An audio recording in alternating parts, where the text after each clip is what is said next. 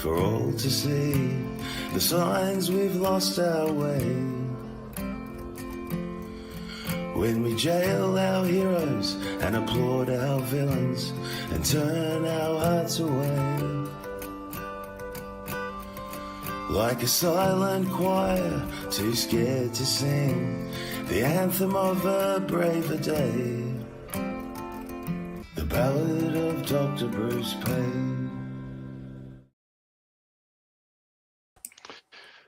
And there you are. Been playing around with our media assets again. Not you again. Can you hear me okay? If it happened, I didn't mean to. Sorry. Oh, that's all right. There it is. There it is. Here we are. There's just a blank background. I thought, what's happened there? Bruce has been playing with the studio again, which is okay. You're allowed. You're allowed. Just got to go. Well, I've got to go onto my little X. This is the thing with X now. Apparently, you've got to share the actual stream, so it comes up in there. So which is a bit frustrating. It used to just pop up, but anyway, we'll share it. We'll share it as we go. Hopefully, not too many people come on the X side anyway. Have we got anybody there yet, Bruce? Anybody there? You got 4 eyeballs up the top there. Mm. Next to the little lion flag. That's not always accurate either, but that's okay. Maybe that's all right. We'll get there. Normally, all right. Normally, Bella would be jumping aboard at this time and saying that she's here. Yeah, well, I've got nothing coming through from even any other rumbles yet. Oh, here we are. Here we are. There's your winners. Thanks, Anne-Marie. Monday night is I'm glad Monday night is a fun night. Evening, everybody. G'day there, Anne-Marie. Yes, thank you. And Susie's on. Good. All Sunday. Happy Monday, everyone. Where are you, Susie? Yes, well, we can't. Always going to be an informative program with Bruce, and everything is good here on YouTube as well. Thank you, Innocent Bystander. Everything is well. Audio great. All right, well, we may as well kick on. Yep, Rumble's working. Thank you, Hen. Yeah, he hails. Thank you. So all is a-okay. That is good to hear. No, nothing coming through from the X's yet, and we know I can't stream to Facebook yet because I haven't been on long enough. Remember, I had about 7,000 people followed me there, but yeah, I've got to have a look into being able to stream there again. But I'm only about a couple, less than a couple of hundred there, Bruce, after 7,000 after they nuked me. So anyway, there it is. It is what it is, eh? We do what we can. Righto, you said you've got a bit of a bumper show. Hey, so whoever's on now already, we're going to try something here. And let me just have a look and see our little widgets here. Right, I'm going to show a little poll. I don't know if that's coming up on people's screens there. There's a little poll there. Should Mark continue with his intro?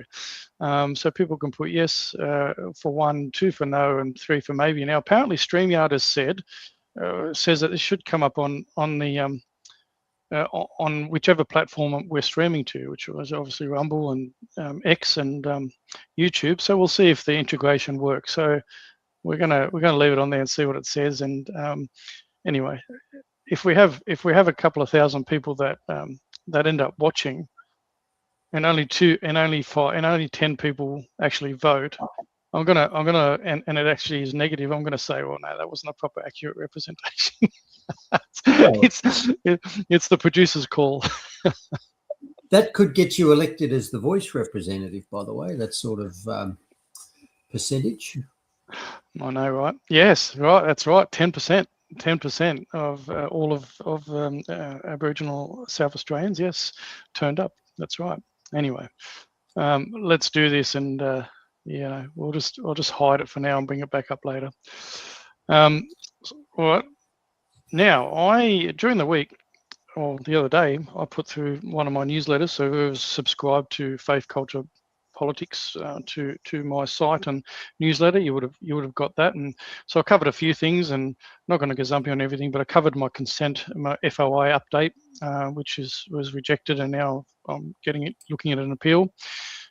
Informed consent, been keeping you in the loop for that. We had a New Zealand whistleblower, COVID Origins CIA whistleblower as well, so people might have seen that. Tickle v Giggle judgment, which was what I'm going to quickly talk about. The war on young men and Professor Brighthope, Tearful Jacinta Price and Tommy Robinson's talk, if people haven't seen that, and Wake Up Australia. So if you do want to get this update, but I have put it on my X and Facebook, but I did want to cover, there's a bit there, but I did want to cover the one about Giggle v Tickle. So as I said, devastating news this week for biological women. And it's not just biological women, Bruce. It's you know, we've heard stories now with this whole DEI stuff that, you know, you had the men's shed, you know, and blokes would go there to get, you know, to get out there and do their thing and, you know, catch up with other blokes. And even that's not a sacred space for men anymore, you know, because apparently women have got to be allowed to be into those spaces as well. So but this is a massive judgment here for Australia, making worldwide news and making us look like absolute fools. But yeah, so pretty much on Friday, the full court of the Federal Court of Australia handed down its judgment in the appeal of Giggle versus for Girls, Proprietary Limited versus Roxanne Tickle, known as Tickle v Giggle case. So quick background, Roxanne Tickle, a biological male identifying as a woman, was removed from the women-only Giggle for Girls app in 2021. Founder and CEO Sal Grover marketed the app as safe space for biological females. Tickle sued for unlawful discrimination on the basis of gender identity under the Federal Sex Discrimination Act 1984 in the original 2024 decision. Justice Bromwich found indirect discrimination and awarded $10,000 plus capped costs. Grover appealed, arguing the exclusion was based on biological sex. Tickle cross-appealed, seeking a finding of just direct discrimination. So how we got here, Bruce, though, this is the big thing. In 2013, the Julia Gillard Labor government, with bipartisan support, may I add, so Liberals, passed the Sex Discrimination Amendment, Sexual Orientation, Gender Identity, Intersex Status Act 2013. The Liberal National Coalition government that followed for nearly 9 years made no attempt to repeal or strengthen biological sex protections. I think that's worth noting, Bruce, right? So the key note to the Liberals there, that is why you are dead. That is why people regard you as just the left and right cheeks of the same ass. You are. Yep. That's why you blew it. That's why you're polling less than one nation. Wake up. Yep, exactly right. Nearly 9 years to be able to repeal that in some form and do something. They did nothing. So anyway, as you said, yep, you're dead to a lot of people. So the key outcome, obviously, is dismissed Grover's appeal in full and upheld the original finding of unlawful discrimination, allowed Tickle's cross-appeal and ruled there was 2 separate acts of direct discrimination on the ground of gender identity. So removing Tickle based on his gender-related appearance from the selfie used to sign up, refusing to readmit him when he later requested access, double damages to $20,000, various legal costs variously reported as capped at $50,000 to $100,000. The increase took into account Grover's aggravated conduct, including repeated misgendering during proceedings, which the court called gratuitous, disrespectful, and unnecessary. The court explicitly found that Grover treated Tickle less favourably than a person designated female at birth.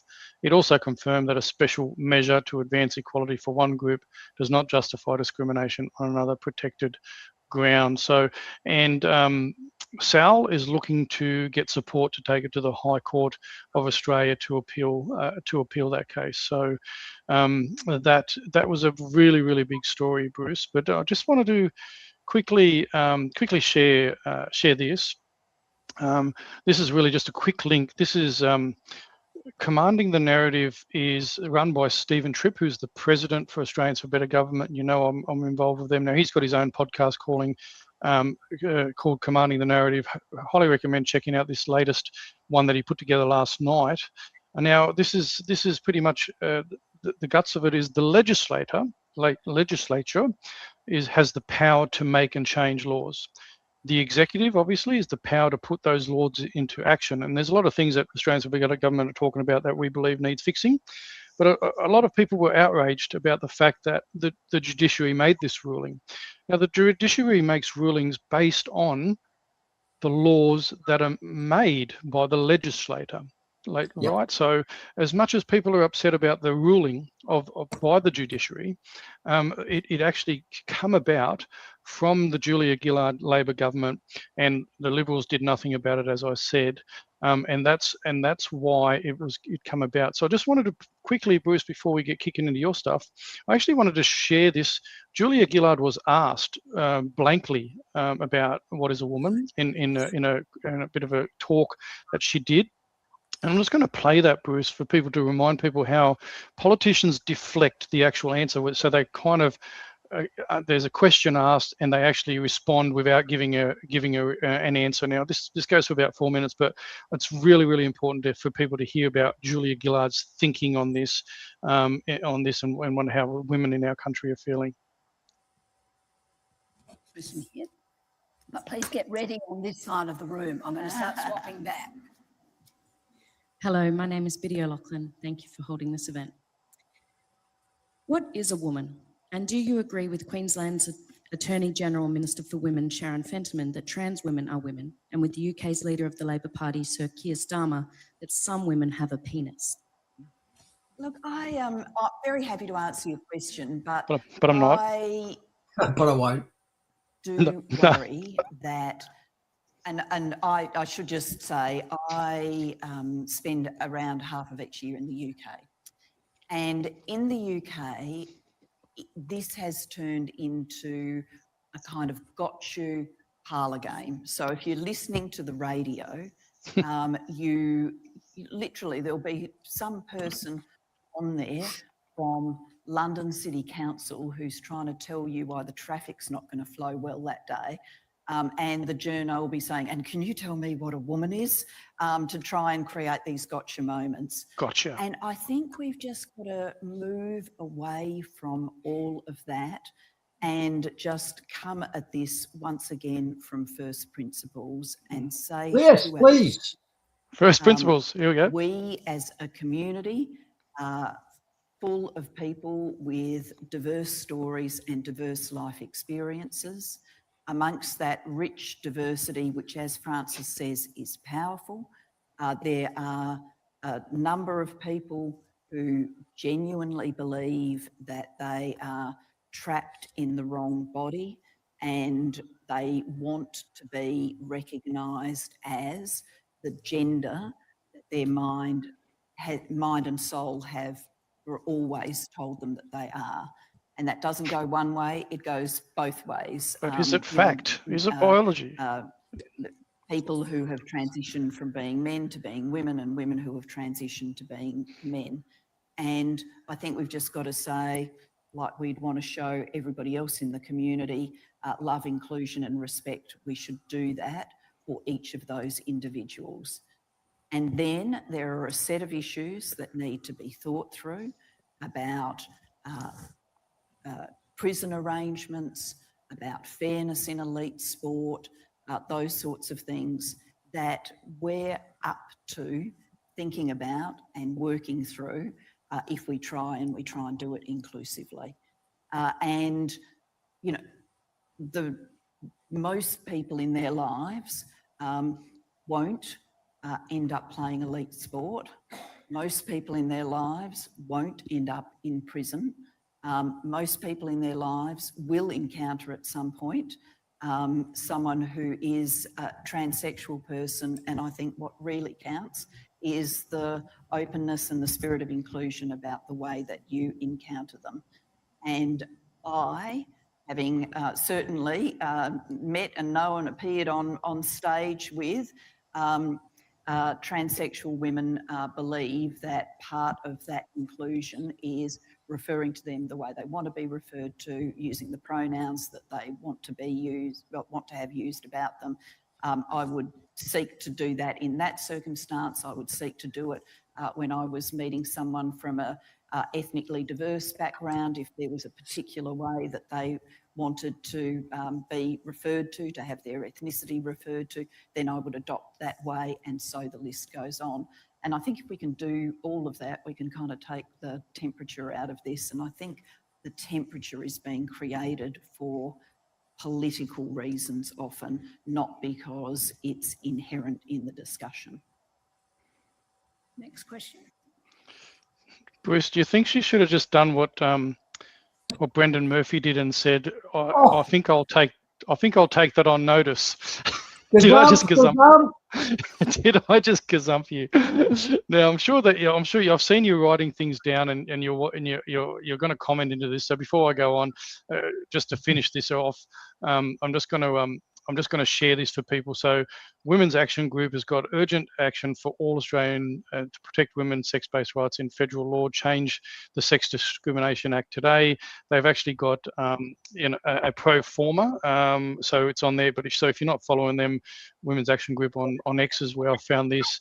They actually have got a pro forma to help people to do that and the right to as many people as possible. But again, we know that writing to people doesn't generally do a lot.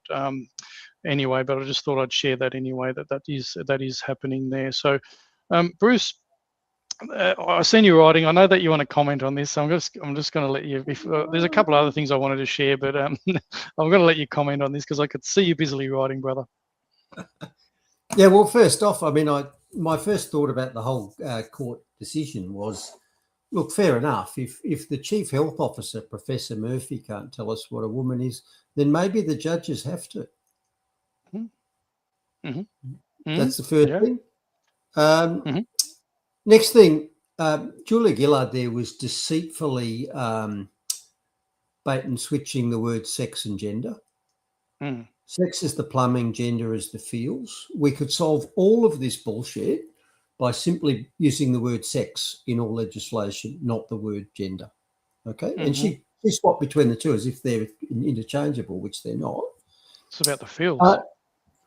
And finally, she said, well, I fell asleep during. I don't actually know what she said, but one of the things I did notice is she said if people genuinely believe, okay, and I think she was talking about if people genuinely believe that they're the other sex, well, they can be. Well, look, I can run with that, provided it's consistent.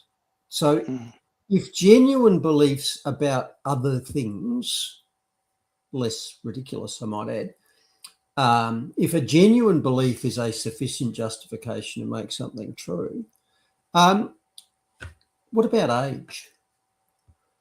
So if I'm a 62-year-old and I genuinely believe I'm 70, and let me tell you, some days I do genuinely believe that,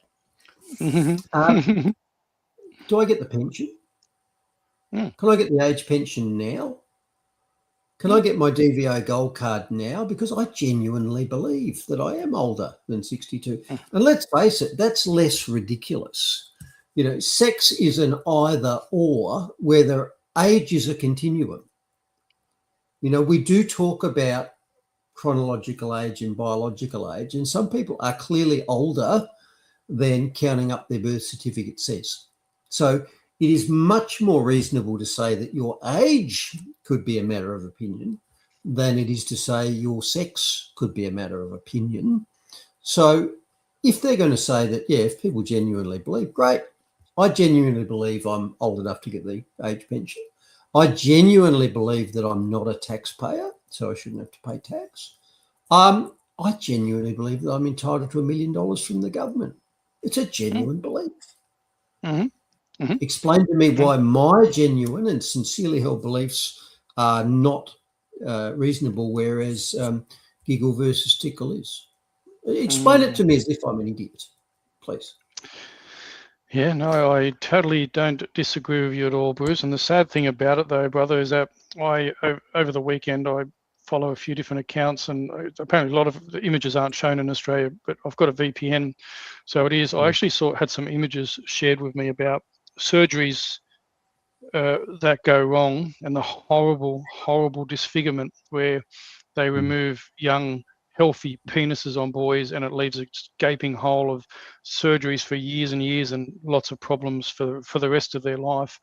And this is how stupid and how utterly immoral our society's got, and the child abuse that we're allowing, that would, because of comments like hers and proponents like her saying that it's all normal and people should feel that way. We're allowing our society to mutilate kids, cutting off perfectly healthy breasts and mutilating their chests, and penises and vaginas, and cutting off skin off the forearm all the way down to the bone to create fake penises for those, and having that surgery, and constantly for the rest of their life being on drugs and medications. Where have we gone so wrong? How did we get here, Bruce? And we've talked about it before in, throughout history, Bruce. Our societies get to a point, and cultures or societies have fallen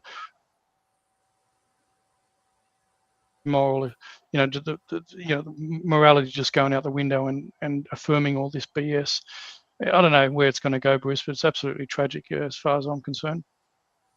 It's child sacrifice, Mark. That used to be popular in pagan tribes. Apparently, we are now ruled by pagan tribes.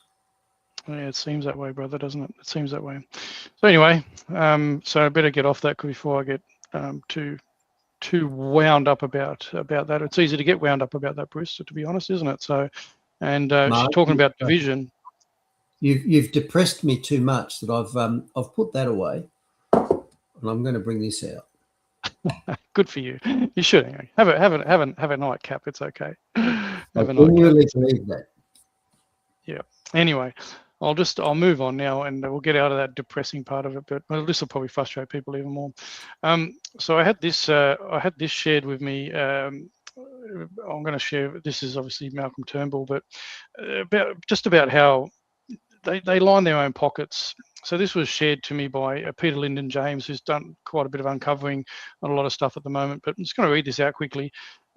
Malcolm Turnbull announced Snowy 2 in March 2017 at $2 billion. The feasibility study didn't exist yet.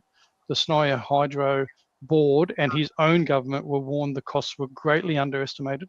The 1980s study had already rejected the concept. Turnbull pushed it through anyway. It's now heading towards $42 billion from what people are saying. And after leaving office, apparently, Turnbull built a personal pumped hydro pipeline in his Hunter Valley family land, sold it to AGL for an undisclosed sum, became president of the global pumped hydro lobby, and now advises KKR, the private equity firm that owns a stake in the New South Wales Transmission Company, receiving $1.92 billion in below-market federal loans for the project he announced. And apparently none of this is illegal. All of that is documented. I did do a bit of a research on that after I seen that, and went to the Googles and went to the LLMs, and apparently that's correct. So, it's to the most part. So this is, again, something that infuriates Australians about, our politicians, how they're not, that's not illegal, but we can't keep them accountable either. Yeah, he hasn't got his sippy cup. That's right. Could be.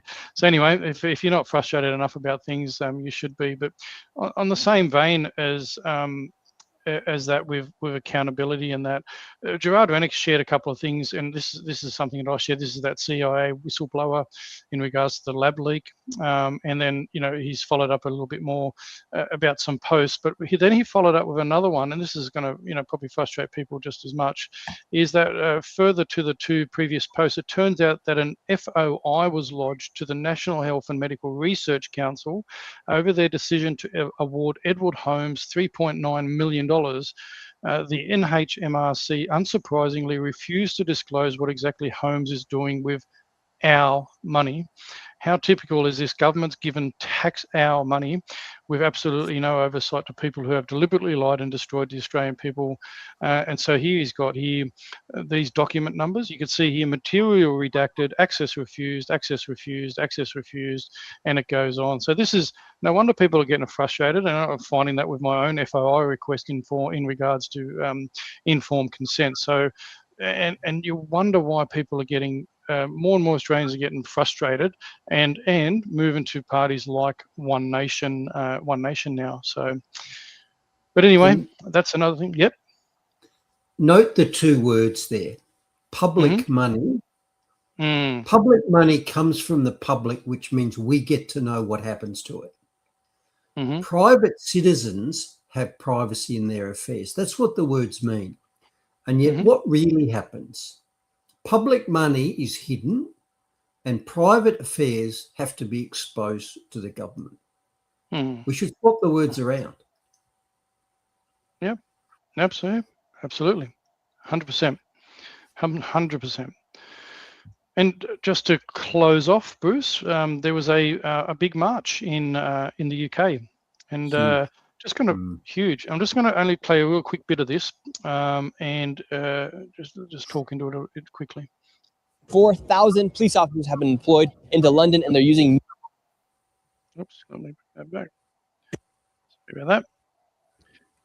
United Kingdom to come into the streets of London today. Right now, over 4,000 police officers have been deployed into London, and they're using new facial recognition cameras to track who comes in and out of the protests. That is something that has never happened before, and at all of the major stations like King's Cross, they have new cameras that have facial recognition, and they're tracking quite literally everyone that comes into this protest. And they have even banned journalists from entering into the United Kingdom to cover this event. Keir Starmer, the Prime Minister of the United Kingdom, has been outspoken against those that are attending this march, saying that this march is led by convicted thugs and people that are spreading division and hate here inside the United Kingdom. He called it racist, actually. Tomorrow's march in London is a reminder of what we're up against in the battle of our values.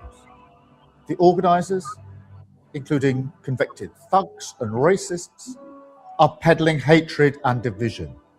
Plain and simple. So today we're going to be speaking with everyone here in the streets of London to see what's going on. So I'm not going to play all of that, but people can, if anybody's following, you can see that anyway. Nick Shirley, he's a podcaster doing lots of stuff. So, it goes to show the messaging, because we had the same here in our states here in Australia when we had the marches, Australia Day, the flag, the Aussie marches, and about concerns about excessive immigration and all those sorts of things. We were labelled racists and all that. Our own Premier here in South Australia, Peter Malinauskas, jumped on that bandwagon as well. And let me tell you, there was lots of families, mums, dads, grandparents, and just ordinary Australians that were frustrated with things. And this is how they paint you.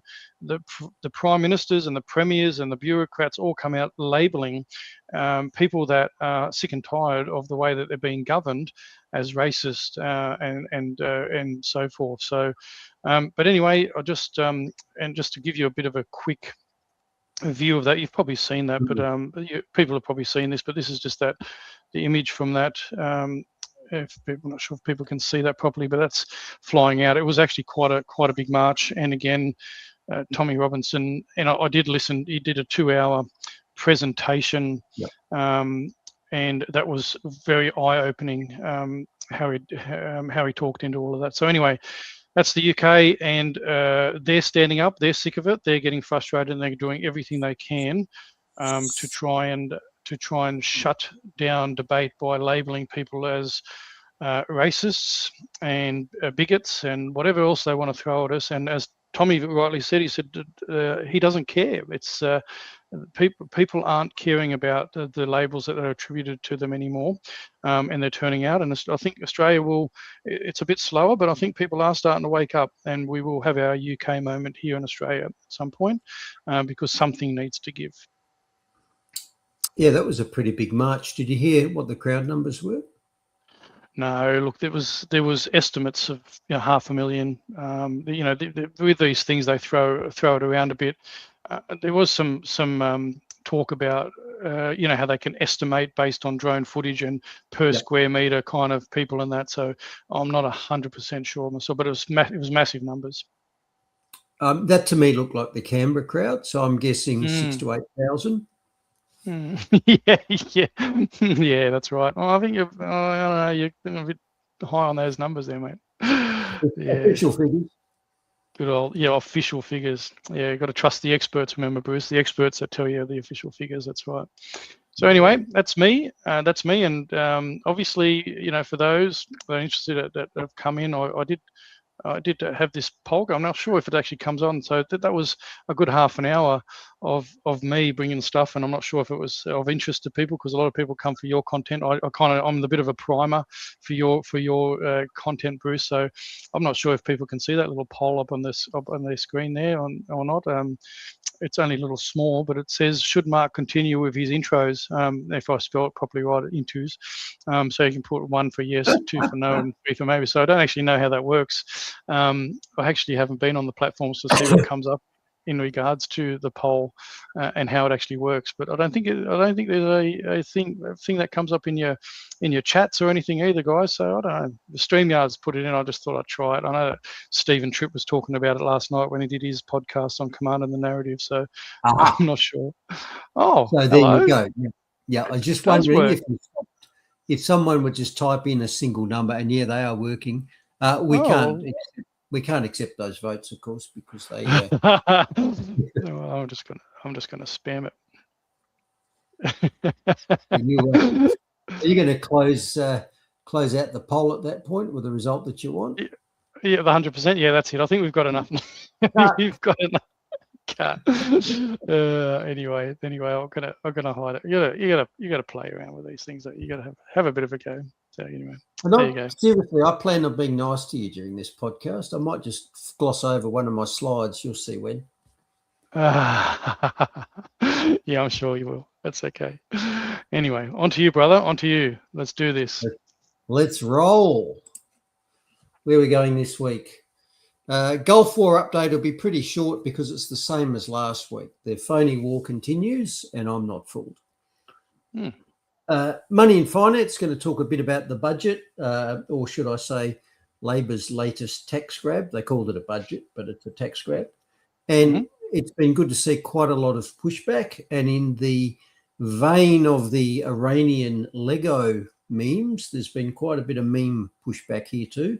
Now, I'm assuming that most memes come from young people, which means that the target audience for Albo, the intergenerational equity thing, seems to be falling on deaf ears there, so that's good. This one for you, Mark, because last week you were flexing the old neck and stretching and said you had an old neck injury. So we're going to talk about ivermectin as an anti-inflammatory amongst all the other good things it does. Nice. Might have to get me a box. Might have to order me a box. Well, I've got to say, it does give me a bit of... Yeah, of course. Of course. Doctor. You wouldn't want to use horse dewormer, would you? Well, no, I wouldn't want to use that paste for sure. No, that's just anti-science, Bruce. Yeah. You are not a horse. You are not a cow. Stop it. Yeah, that's right. Yep. Miscellaneous section. A bit of bad news for preppers because one of the forums I watch, I typed into it, does motor oil have a shelf life? Because there are starting to be shortages of lubricating oils. So I thought, I've got a couple of jerry cans of diesel in case things go belly up. Maybe I ought to get a 4-litre pack of oil so I can do all the oil changes. And I thought I've actually got quite a lot of half-used oil packs around the place, around the farm. So I typed into this forum, does motor oil have an expiry date? Because there's nothing written on it. And bad news is, yes, it does. So I'm going to talk about that. I went a fair bit going into that. Zombie stories. We got the giggle versus tickle, and I've only got one slide on that. So thank you. You've covered the ground, and I won't give myself a gazump strike there. Short summary, stupid laws trump biology, apparently. And they have to because of the craven cowardice of people like Professor Murphy, who's not prepared to state the obvious. Yeah. I'll take that on notice, Bruce. Mythbusters. I hope we get to this one because I think we might go for a bit of time here. But I mentioned last week that in the Mythbusters section, I'm going to discuss Darwin's theory of evolution from a new angle that I'd never even thought of before, and that's a mathematician's angle. So most people accept the fact that the great diversity of life on Earth is a result of progressive changes to more primitive life forms, eventually producing everything that you see around you here. And that's pretty plausible, except for the fact when you look at it mathematically, when you do the maths, looking at the mutation rates and so forth, it's completely impossible. Evolution via Darwin's method does not and cannot explain life on Earth. That's interesting. So I'm betting nobody else watching the podcast has even heard of that. And so I'm going to lay out the arguments from the evolution deniers. Oh, yeah. And Well, I was finally, interested in the moon landing one. That was pretty good. And finally, we've got one more climate change end section to take us out. Of course we have. Yep. Aussie Truth Seeker about ivermectin, I'm guessing. Look up parasites for arthritis, strokes, heart conditions, ADHD, autism, cancers, etc. Parasites are the main problem. Go to a health store, blah, blah, blah. Okay. My initial response to that is ivermectin has a huge suite of beneficial effects, which aren't necessarily related to its anti-parasitic effect. So yes, it's anti-parasitic. It's also anti-inflammatory. It's a zinc ionophore, which means it helps get zinc into cells, which is one way that cells fight viruses. It binds to spike proteins, etc., etc., etc. It has many, many pharmacological actions, which are really nothing to do with parasites. So I know there's been a popular fad for saying ivermectin works for cancer. I wonder if cancer is a parasite. Doesn't necessarily have to be, because it's got many other effects. Okay. All right. Okay. Well, let's get into it. There we go. All right. We'll see people tune in, tune out. With people tune out for the evolution story, or tune in for the evolution story. And as I'll say at the end of it, I don't know. I can't even comprehend it. But there's a whole lot of reasonable questions can be asked, which I had never thought of until this point. So I'm going to tell you what the questions about the theory are. All right, so starting off with the updates, and we've got the Gulf War update, or the Iran War update, as a lot of people like to call it, but it's not. It's a Gulf War. It involves the UAE, Qatar, as the Americans say, Bahrain, Kuwait, Iran, Iraq. So it's not an Iran war. It's a Gulf mini war. And really not much happened this week, same as last week. And I expected not much to happen this week because Trump's been in China and that was a planned visit. And Trump is too big a narcissist to let something big happen in the war to overshadow what his trip to China is doing. You know, he wants to be in the war room, in the situation room, moving the pieces around on the board. And that will be harder to do from China. So I really expected nothing to happen in the week that's just gone, except to note, okay, that trip's over. Trump's now back. So maybe this week's got a bigger window for things to start ramping up again. The one thing Trump did have time to do on his China trip was to whack out one of his tweets. And as I said, he oscillates between, you know, we've got a total military victory and they're begging for a deal, and what they're offering is totally unacceptable. So sort of oscillates. He also says, you know, we've completely obliterated them, and if they don't watch out, we're going to obliterate them again. We're going to obliterate them more. Yeah, we're going to bomb them. We're going to kill them again. Okay. So on day 75 of the 4-day war, he did declare victory again, which I think he's been doing since day 4. You might remember on day 4, he said they were well ahead of schedule. Okay.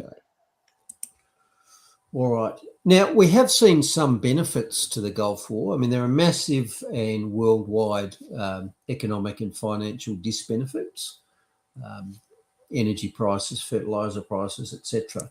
But there have been some domestic benefits for it.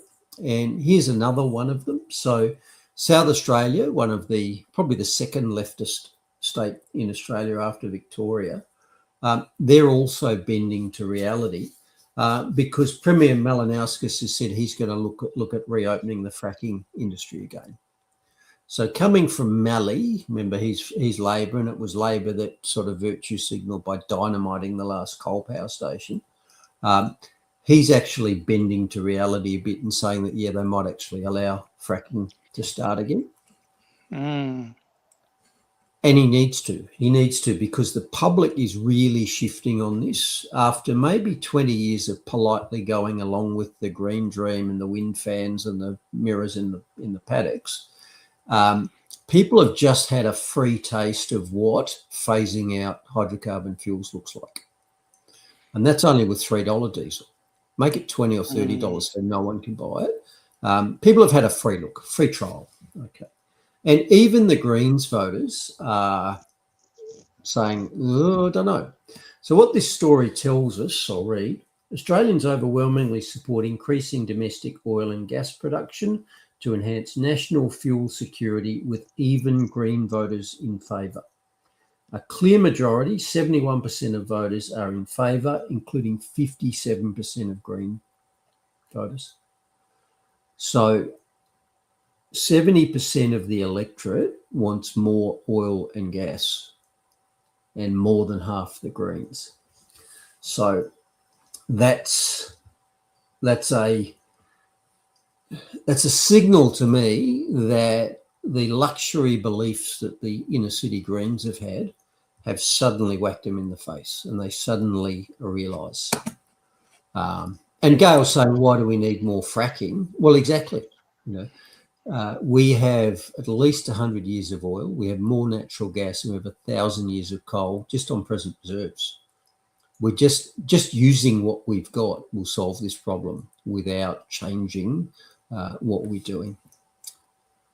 And as a reminder, if you don't remember this slide, so Australia is a huge country with huge hydrocarbon fuels, and I'm including coal in that. So coal, gas and oil, we have vast amounts of, much of it in Victoria. That's the largest green disc there, but we're not allowed to have it because our wise rulers say it's dirty.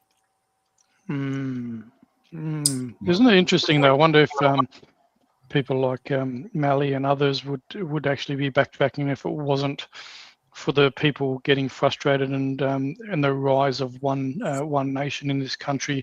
Would they still be trying to con their way through this? Of course they would. It's an ideology. Yep. I genuinely think the left-leaning parties in Australia have had a big scare with the rapid rise of one nation, and that's colliding into and adding to what's going to be a worldwide economic crisis, which will include very high energy prices. And they're suddenly working out, Albo's suddenly working out, holy hell, I could lose the next election. The Victorian government is thinking the same thing, and they could, because they destroyed the Liberal Party, but they replaced it with something stronger. So, yep.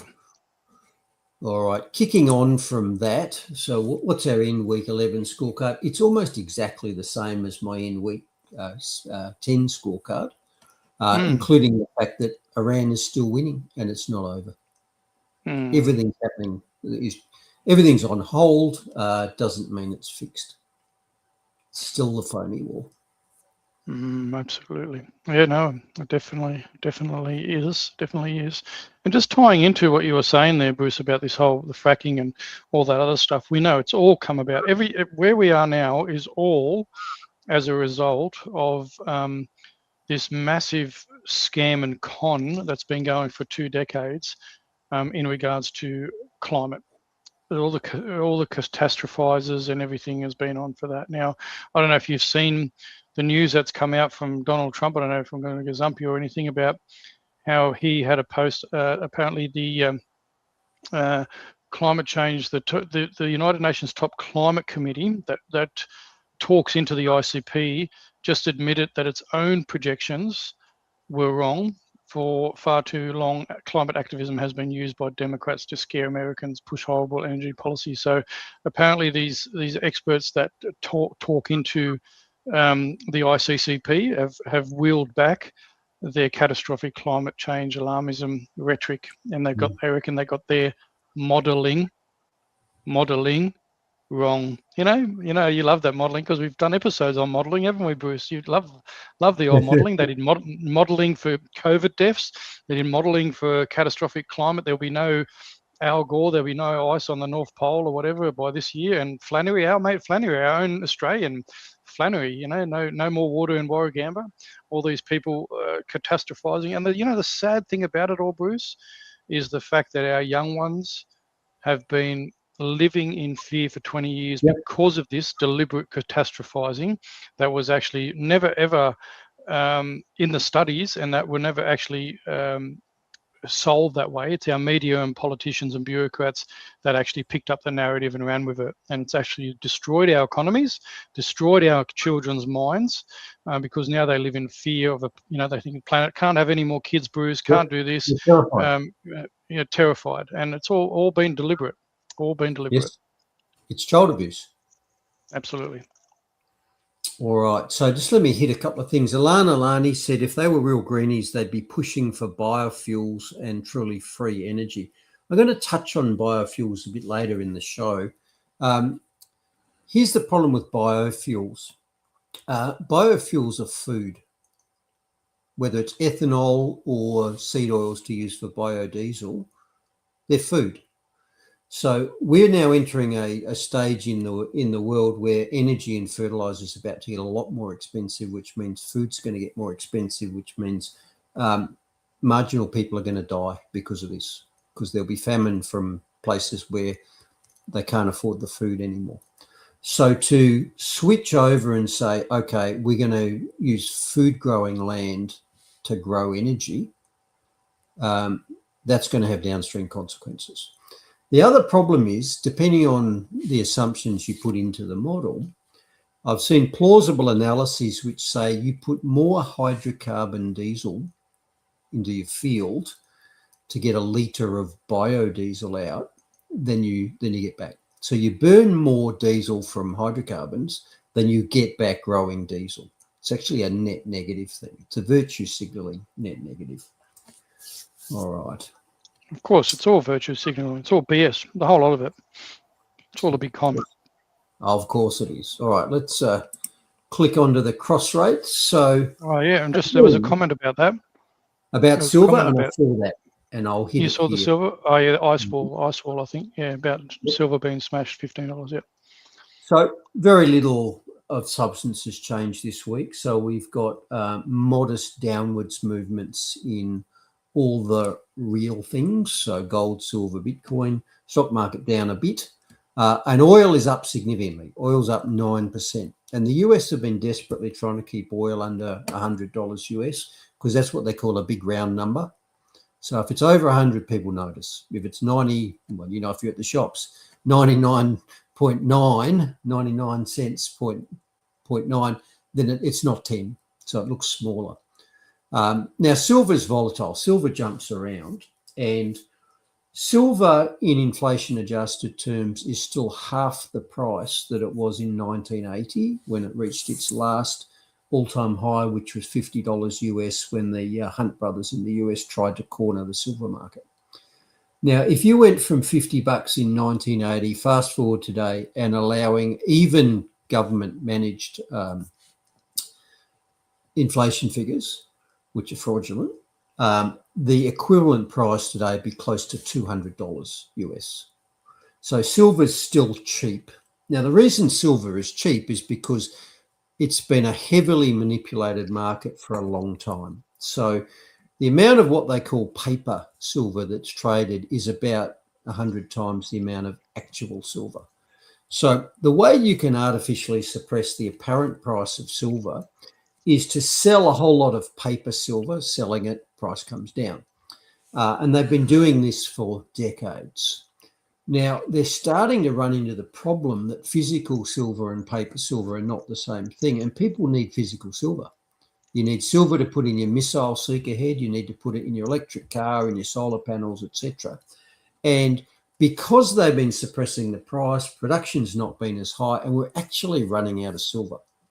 Now, short term, they can still manipulate the price up or down by 10% in a day by buying or selling paper silver.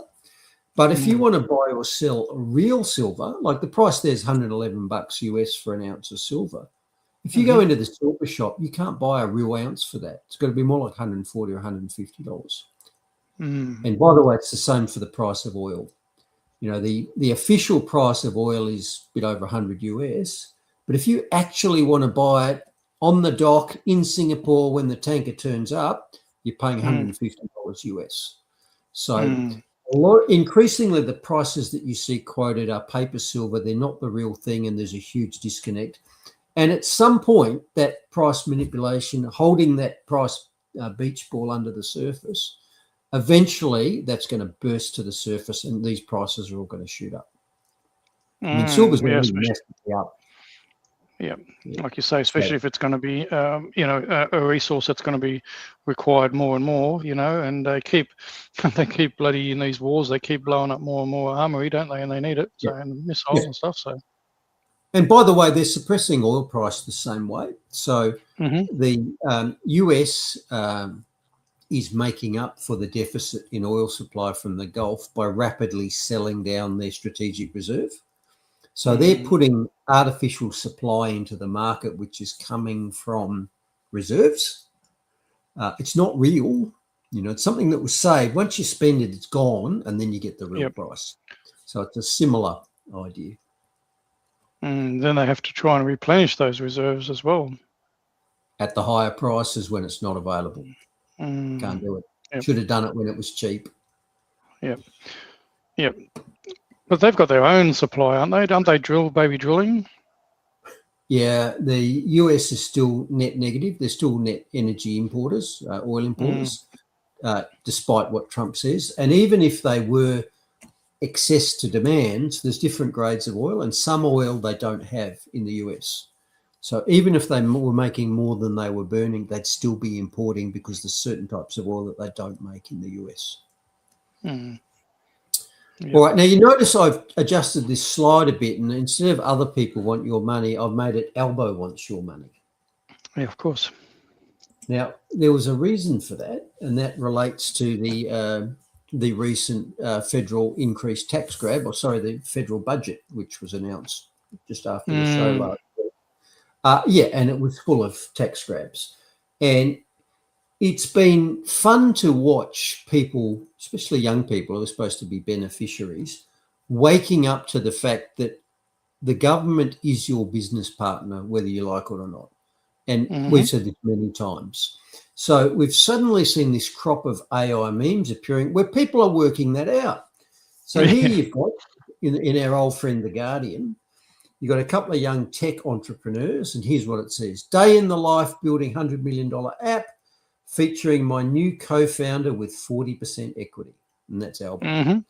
So Albo's got a 47% equity in your business. And there's been endless numbers of these. Thank you to friend of the show, Henley97, for pointing this out. So here's friend of the show, yes. On the left, you've got Albo there. Meet your new business partner. Takes 40% of what you make, does nothing. Achievement. Grew up in housing, never had a real job, dishonest. On the right, you've got another one. You've got a couple of sort of fabrics manufacturers. 50% of your business, 0% of the work. That's what Albo's getting. And it says, because taxing success is my full-time job. And there's also this one. A rare picture of Albanese with his hands not in your pocket. Yeah, all warranted, Bruce, all warranted. Yeah, we've been saying for a while, your business partner for nearly half of your business, mind you, doing no work and taking no risk, is the government. And I dispute that, though. They are doing work, Bruce. They are overdoing. They're doing lots of work. They're spending more than above their means. They're spending way above their means, Bruce. So they're doing something. I thought you were going to say those taxes aren't going to collect themselves. No, well, that too. Well, that's all automatic now. There's anyway that just comes out straight out on every single transaction, mate. And it's only going to get worse when it goes digital. Now, the fact that the government has got their hands in your pocket for every single transaction in your life was brought home to me when I sold my house in the Adelaide Hills, about 4 years ago now. When it was sold, obviously someone else purchased it. The purchaser's stamp duty was of the order of $40,000 on the sale. And the commission I paid to the agent, who did a fabulous job, had lots of walkthroughs, advertising, got me 6 figures more than what I was hoping for. His commission was a bit over $30,000 for doing all the work. The government's commission for just having the guns was bigger than his. was 40 grand for stamp duty, and it was a bit over 30 for the sales commission. Bloody hell, man. Like It's we crazy, say, isn't it? And it's every single transaction, every single home transaction in the country. 0% of the work, half of your profit. Yep. That's what Good it is. on. Realise this. Spending problem. Realise this, They're people. addicted to spending. They're addicted to spending, and they want to get it out of you whichever way they can. And they can at the moment. There's not enough outrage, Bruce, so they just keep doing it. Keep having budgets. People keep voting these people in, right? It's ramping. It's been good to see quite a groundswell, and people not falling for the spin this time. Good to see. And let's face it, there's now an alternative. Yes, that's right. One nation is an alternative, yeah. Quick look at the fuel prices. So the phony war continues this week. So diesel's down another 15 cents and everything else is pretty much stable. So we are actually not far off pre-war prices, despite the fact that we're, 77 days into the war. And that not only have we had massive disruptions to supply chains and supplies, we have this overlying risk. The war isn't over. It's suspended. If it kicks off again, the infrastructure damage will get worse. It's already significant. So fuel prices at the moment are not reflecting economic reality. Fill your jerry cans while you can. I don't expect it to last. Yep, exactly right. It's coming. Okay, but on to the big finance story from the week, and I regard this as the main item. So one, it was the capital gains tax changes on property investments. And I haven't fully digested this, and I don't know if anyone has, but up until now, capital gains tax on most investments was if you sold it for more than you bought it for in less than a year, elbows cut was 50% of the difference. And if you sold it after that, elbows cut was 25% of the difference. So that's how it's been for at least 30 plus years. And that changed. Jim Chalmers changed that in the current budget. So he's abolishing that, what they call discount. It was never a discount. Taking less of my money in tax isn't giving me a discount. It's just stealing less off me. You know, if a robber breaks into your house and misses the $100 note you got hidden in the book, he hasn't given you a discount. He's just failed to steal as much. Anyway, the government has said, okay, we're going to change the capital gains tax calculation from that 50%, 25% thing. We're going to go back to the old method, which was inflation indexation. So what that means is that they have an inflation rate and they work out, say you've held it for 10 years, they work out what the inflation rate is. So that's not included. And then you're only taxed on what's more than that.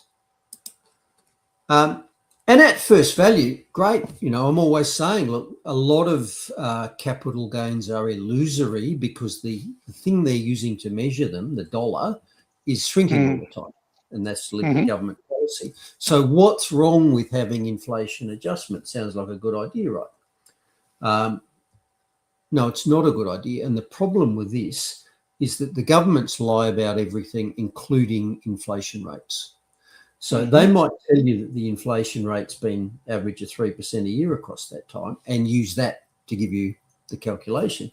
But what if it's been really 6%? And we've shown that it's probably close to 8 or even 10% over my entire lifetime.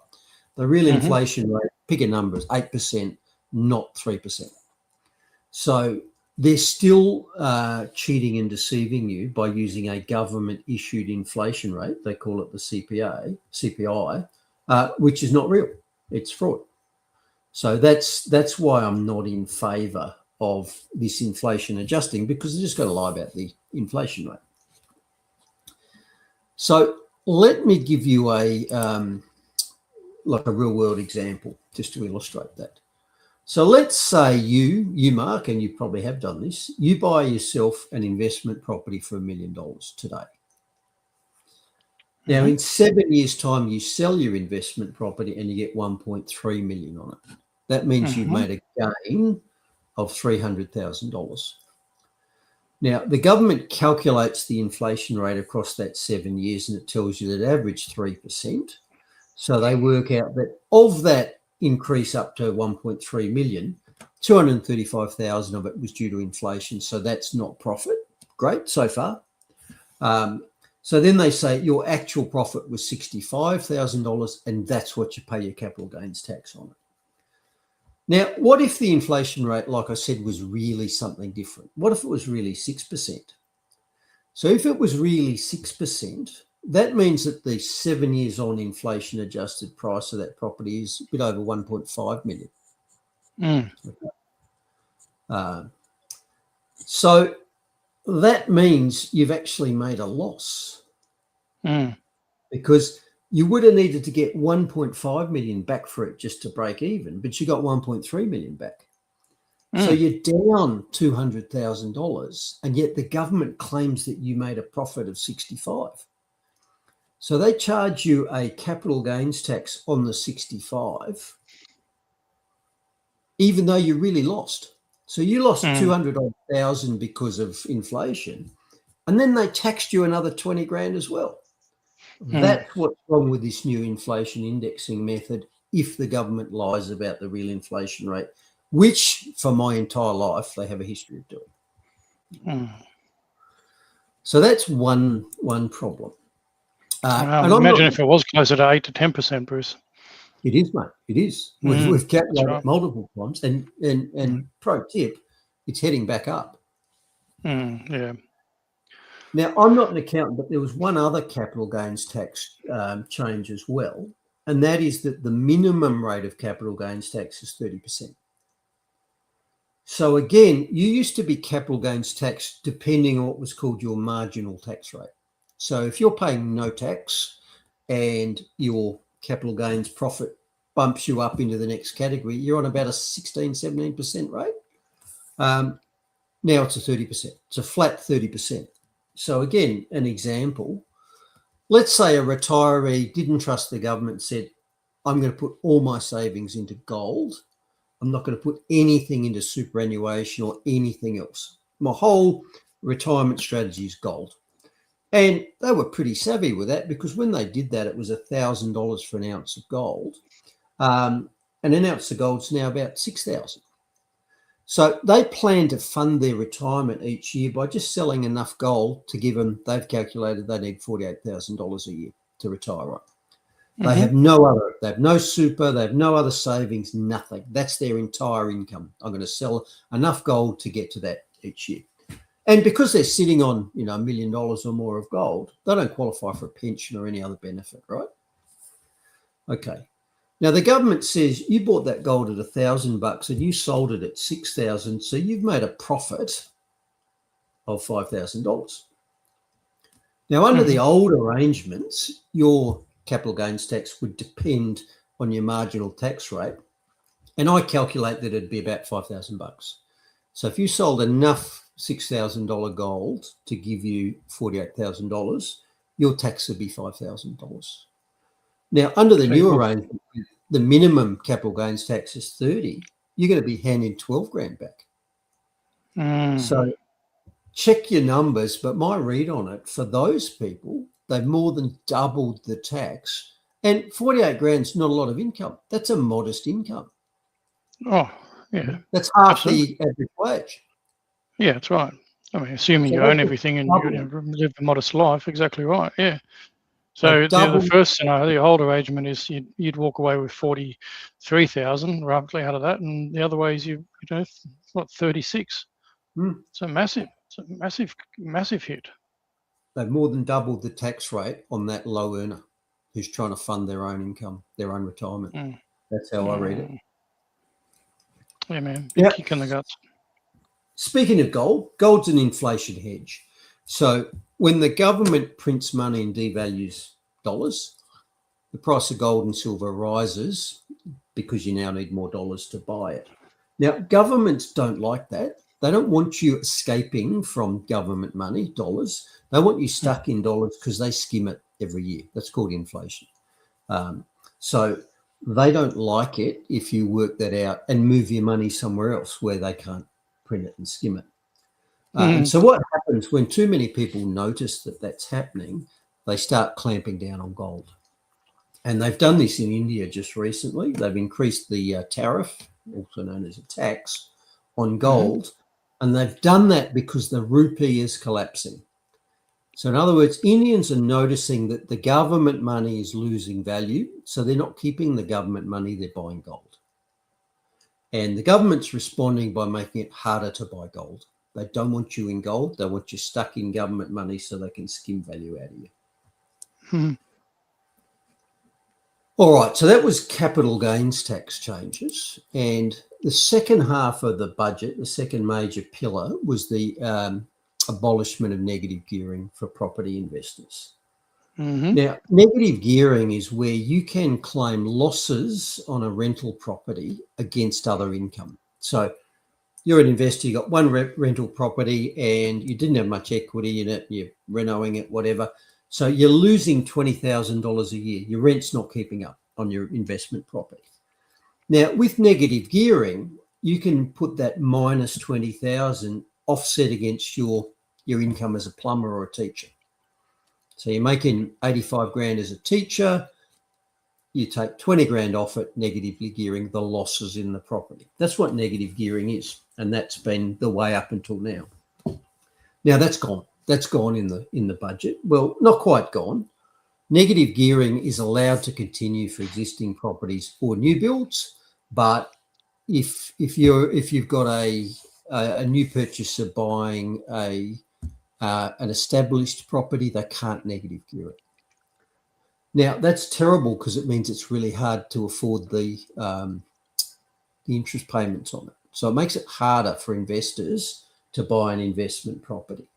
So this is a direct government manipulation of the market, making it less profitable to own an existing rental property, unless you already own it and you're keeping it. But if you want to buy someone else's rental property, it's harder.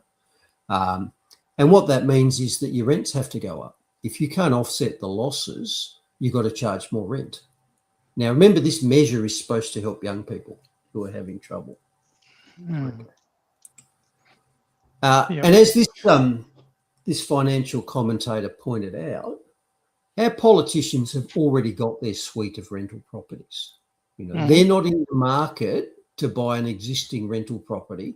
They've already bought their rental properties and they're protected. They still get to have negative gearing. It's only new investors that are restricted from that. So they've protected themselves, but they haven't protected new investors. So a lot of Australians have used property investment to help them either get a house or to fund retirement. Tough luck if you want to start doing that now. The tax rates are higher. It's going to be harder.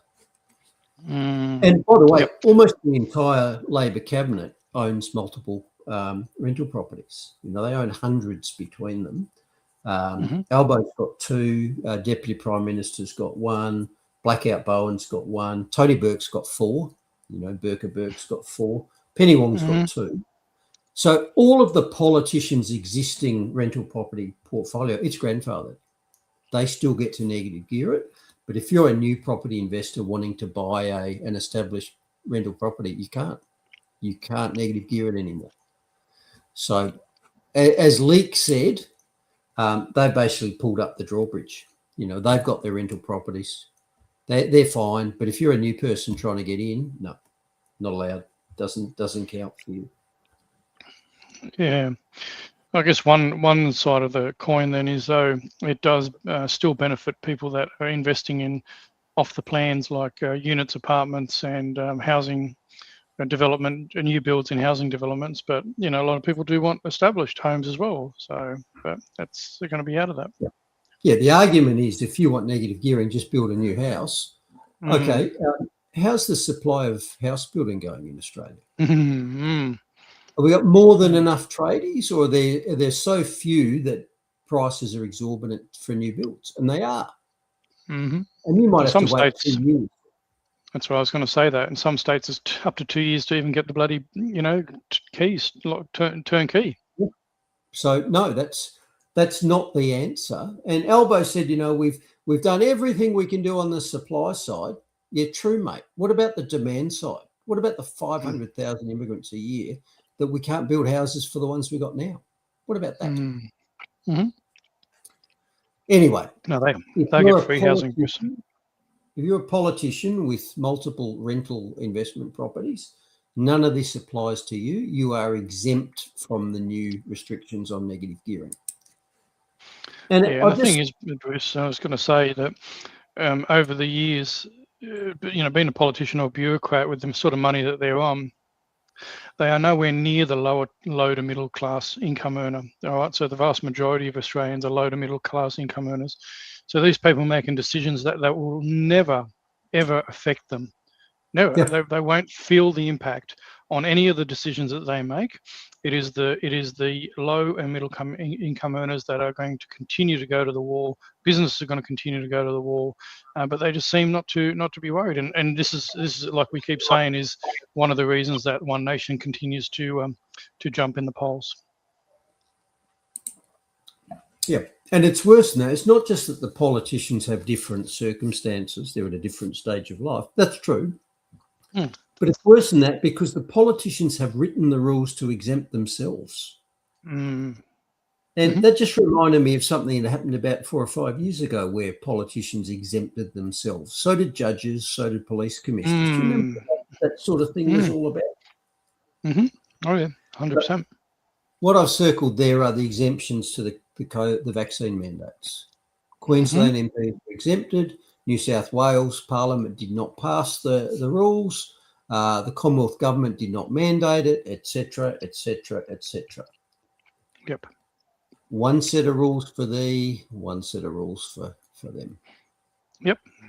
Well, it's good, very good people, lost incomes, families, livelihoods, the whole lot. And they continue to draw down their salaries and get paid off our money. And it didn't affect our wise rulers? No. And one for the government lies about everything files. Albo is on record at least 50 times of specifically saying before the last election, which, by the way, was only a year ago, he was at least 50 times by his own admission whether he was going to change capital gains tax and negative gearing, and he said no, no, no, no, no. So a year later, in direct contrast to that, without even taking it to the electorate, he's gone ahead and done it. So let's just share my screen. Oh, there we go. There's a window. Oh, I put up, might be that one. Albo is a fraud.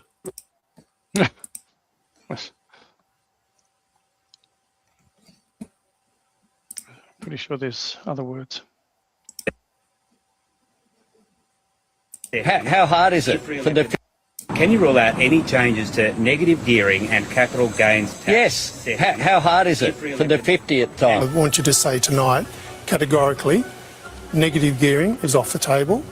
Yeah, it's off the table. Will you guarantee that you won't touch negative gearing and capital gains tax concessions? Well, we have no plans to touch or change negative gearing. Right now, is negative gearing, are you going to touch it or not? Is it changing? No. We have no plans to change negative gearing. Will you consider revisiting negative gearing policy ahead of the election? No. So you're completely ruling it out? I think that was a pretty clear answer. I have responded to that lots of times. So do you rule out changes to negative gearing if elected, yes or no? I told people we wouldn't make changes. The proof's in the pudding, Andrew. If we were going to make changes, then why haven't we? So people can see what we've done. Authorised by AHO's Liberal Canberra. Probably the only good thing that the Liberals have done is actually put a little meme video out like that. But anyway. Yep. Trust us. We're the government. So there was that one. Okay, where are we? We got another one. Oh, where's my slides gone? There they are. Yep. Okay. All right. Now, reminder, this whole abolishing negative gearing thing has been done before, and it's been done by Labor before. And it was done in 1985 by the Hawke-Keating government, very popular Labor government at the time. So they abolished negative gearing on rental properties in 1985. And the results were so catastrophic, they hit the supply of rental housing so badly that they had to reverse it within 2 years. They didn't lose government, they just had to change it back again. So in 1985, they tried it. And as you would expect, if you make rental properties less profitable for investors, then two things will happen. They'll either raise the rent or they'll stop investing. So both things happen. Supply tightens and rental rates go up. And 40 years ago when they tried it, that is exactly what happened. So here's a run through that.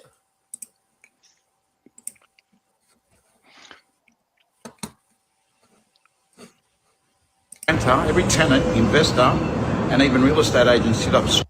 Let me show you something that should make every renter, every tenant, investor, and even real estate agent sit up straight. This is a replica article of a newspaper headline in 1987. Sydney rents hit the roof. Google it, you'll find the article. Not a prediction, not a theory. It was a result. What happened is this. The government at the time, in 1985, decided to experiment like it is in this budget coming up, to remove negative gearing. And they brought in capital gains tax. Let me tell you what the market did. It didn't sit quietly. It reacted. So this is in 1985. Investors started walking out of the market slowly at first, then they started sprinting out. Supply began to shrink, I remember it. And tenants, well, they were left standing with less properties. Rents didn't creep up. It went crazy. I'm telling you, we're talking about 30% rises. Sydney and Perth were the worst. They jumped like you wouldn't believe. Families were scrambling. There was queues like it was, Christmas Day, Boxing Day sales at tenant inspections. People were paying more for less just to secure a roof over their head. And here's the people, let me tell you, it's repeating itself again. And just 2 years later, the government reversed it. Did you hear what I just said? 2 years later, they reversed it because the consequences became too loud to ignore. So in 1987, they stopped it. Now, fast forward today, we're hearing the same whispers again. Will history repeat itself?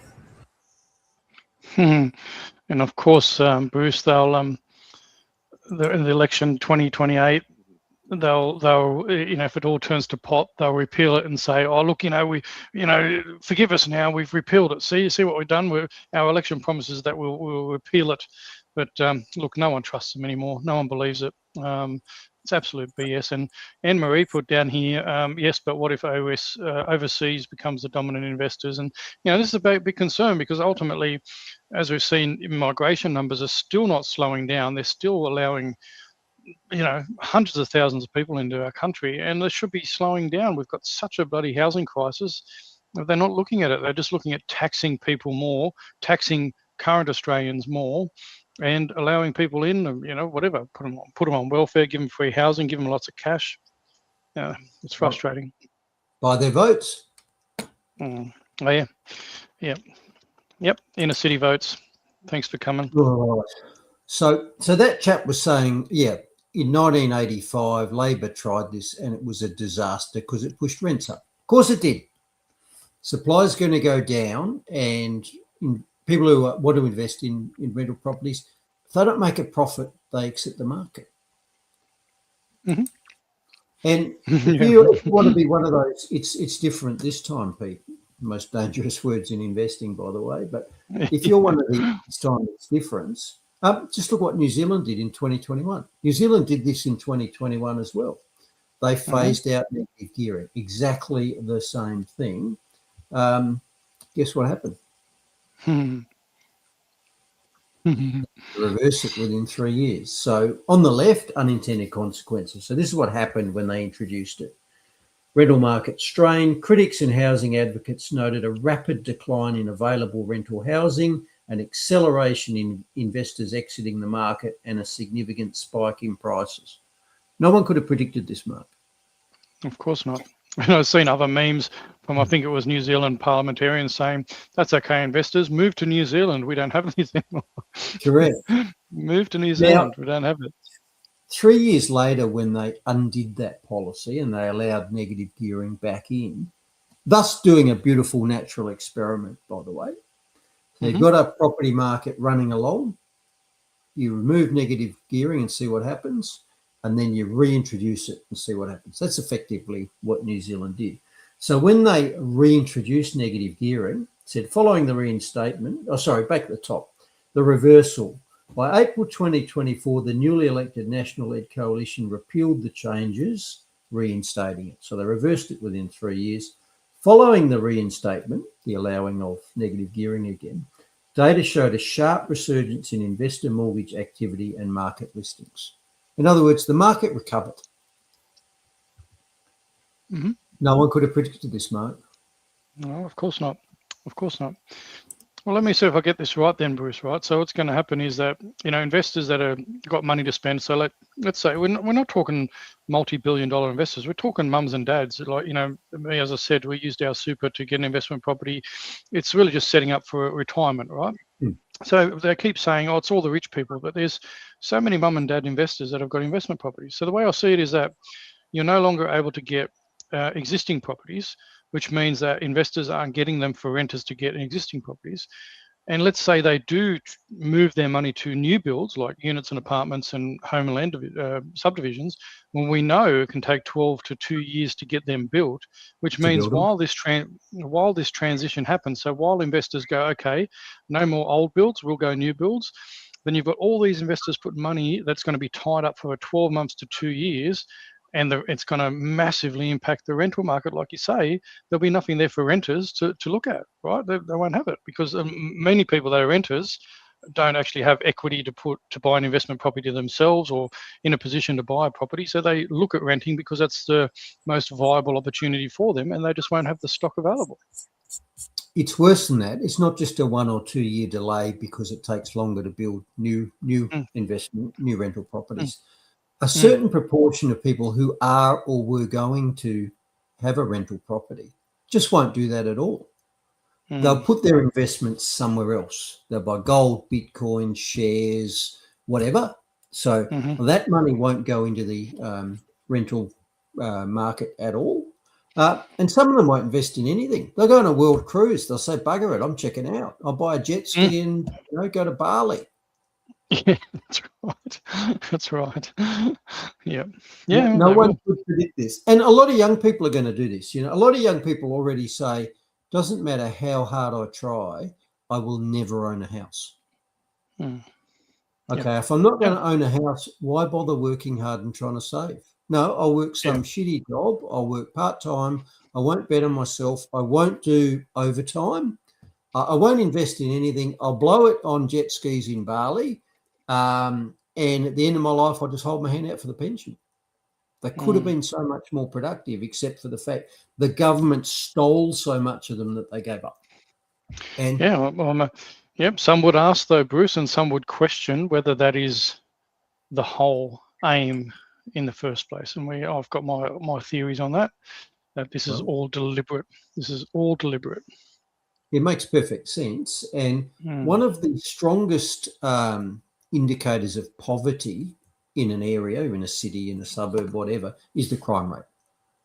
So if you've got a small store in some inner city place in the Bronx where you get robbed every 3 months, so your store gets smashed up, one of your employees gets shot, and all your stock gets taken, you got to start again. And so you don't make any profit.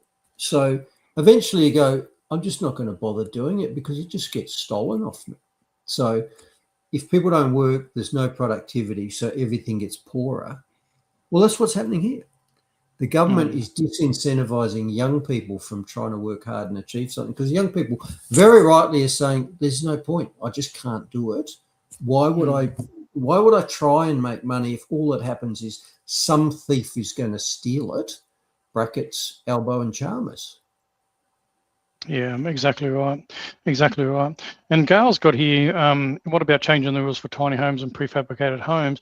And I'll tell you why they won't do this, Gail, because this is, again, I think One Nation is jumped on this. They want to change council, they want to attack councils and stuff as well.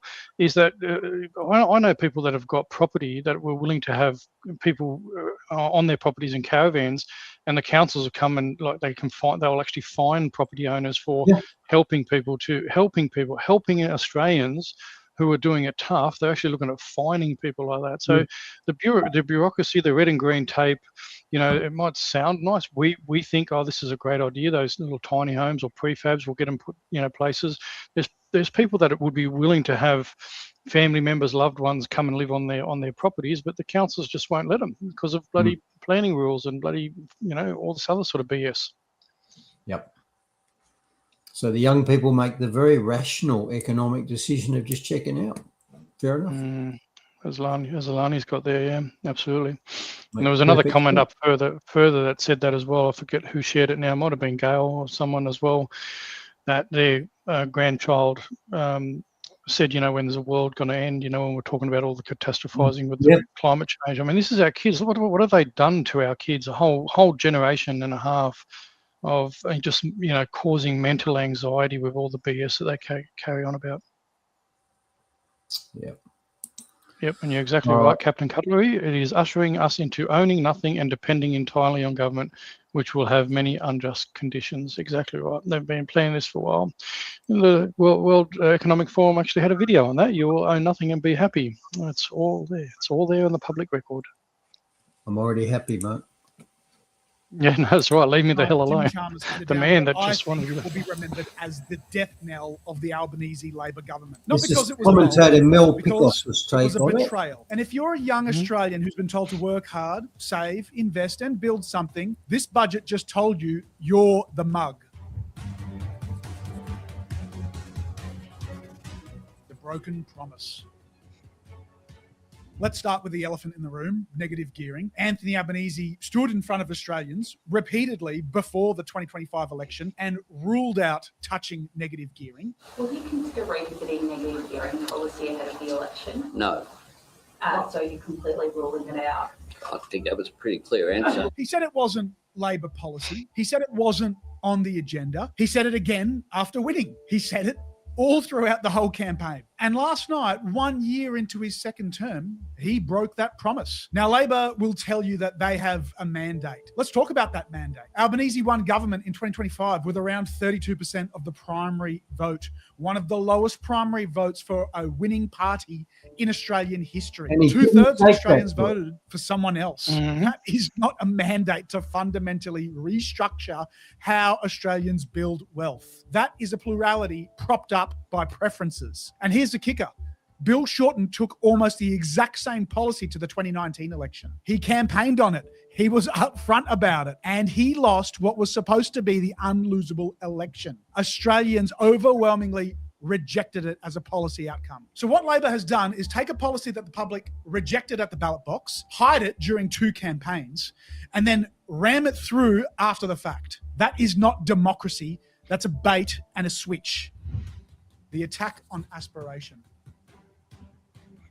Let's talk about what this budget actually does to aspirational Australians. The message from Canberra last night was loud and clear. Don't save, don't invest, don't try to build wealth outside of what this government approves of. Because if you do, they're coming for you. This is the country that used to celebrate the small business owner, the tradie who bought an investment property to fund his retirement, the migrant family that scrimped for a deposit on a second home so their kids wouldn't have to, the nurse and the cop who pooled their incomes to get ahead. These are not the top end of town. ATO data shows that the majority of Australians who negatively gear earn under $100,000 a year. These are teachers, nurses, police officers, tradies.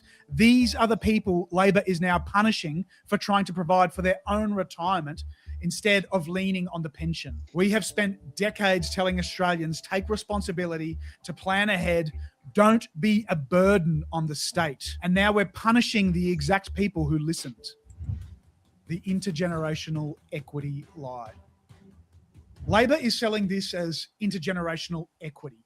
helping young Australians. It's simply not. It's pulling the ladder up. Real tax reform would have broadened the base, lower marginal tax rates, and reward productivity. This isn't that. This is rearranging the deck chairs on a sinking ship and telling young Australians they should be grateful for a worse deal than their parents got. And here's the cruelest part.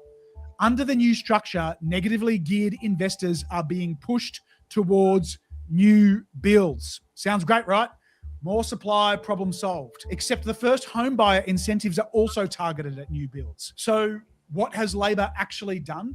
They've taken first home buyers and property investors, two groups already competing for limited stock, and shoved them down the same narrow corridor of the market to fight it out. The same asset class, the same auctions, the same bidding wars. That's not helping young Australians. That's setting them up to lose against people with deeper pockets. The real problem they won't touch. And while all of this is going on, the actual structural problem in this country is being made worse by the day. Net overseas migration hit a record 528,000 in 2022-23. The Treasury has been forecasting it would moderate. And now we learn forecasts have just been revised upwards again. You cannot bring in this many people during a housing crisis and pretend you're serious about affordability. The maths doesn't work. Every demographer, every economist, every honest commentator knows it. We are not building enough homes. We haven't been for a decade. And the response from this government is to keep the tap running on demand while attacking the supply side investors who actually build housing. This is the economic Ponzi scheme nobody in Canberra wants to name. GDP looks fine on paper because we keep adding people in. GDP per capita, the number that actually tells you whether individual Australians are getting wealthier, has just been going backwards at a rate of knots. We have been in a per capita recession for all of this government's term. That is the real story. That's what an honest budget would have addressed. The brain drain. And finally, why would you start a business in this country anymore?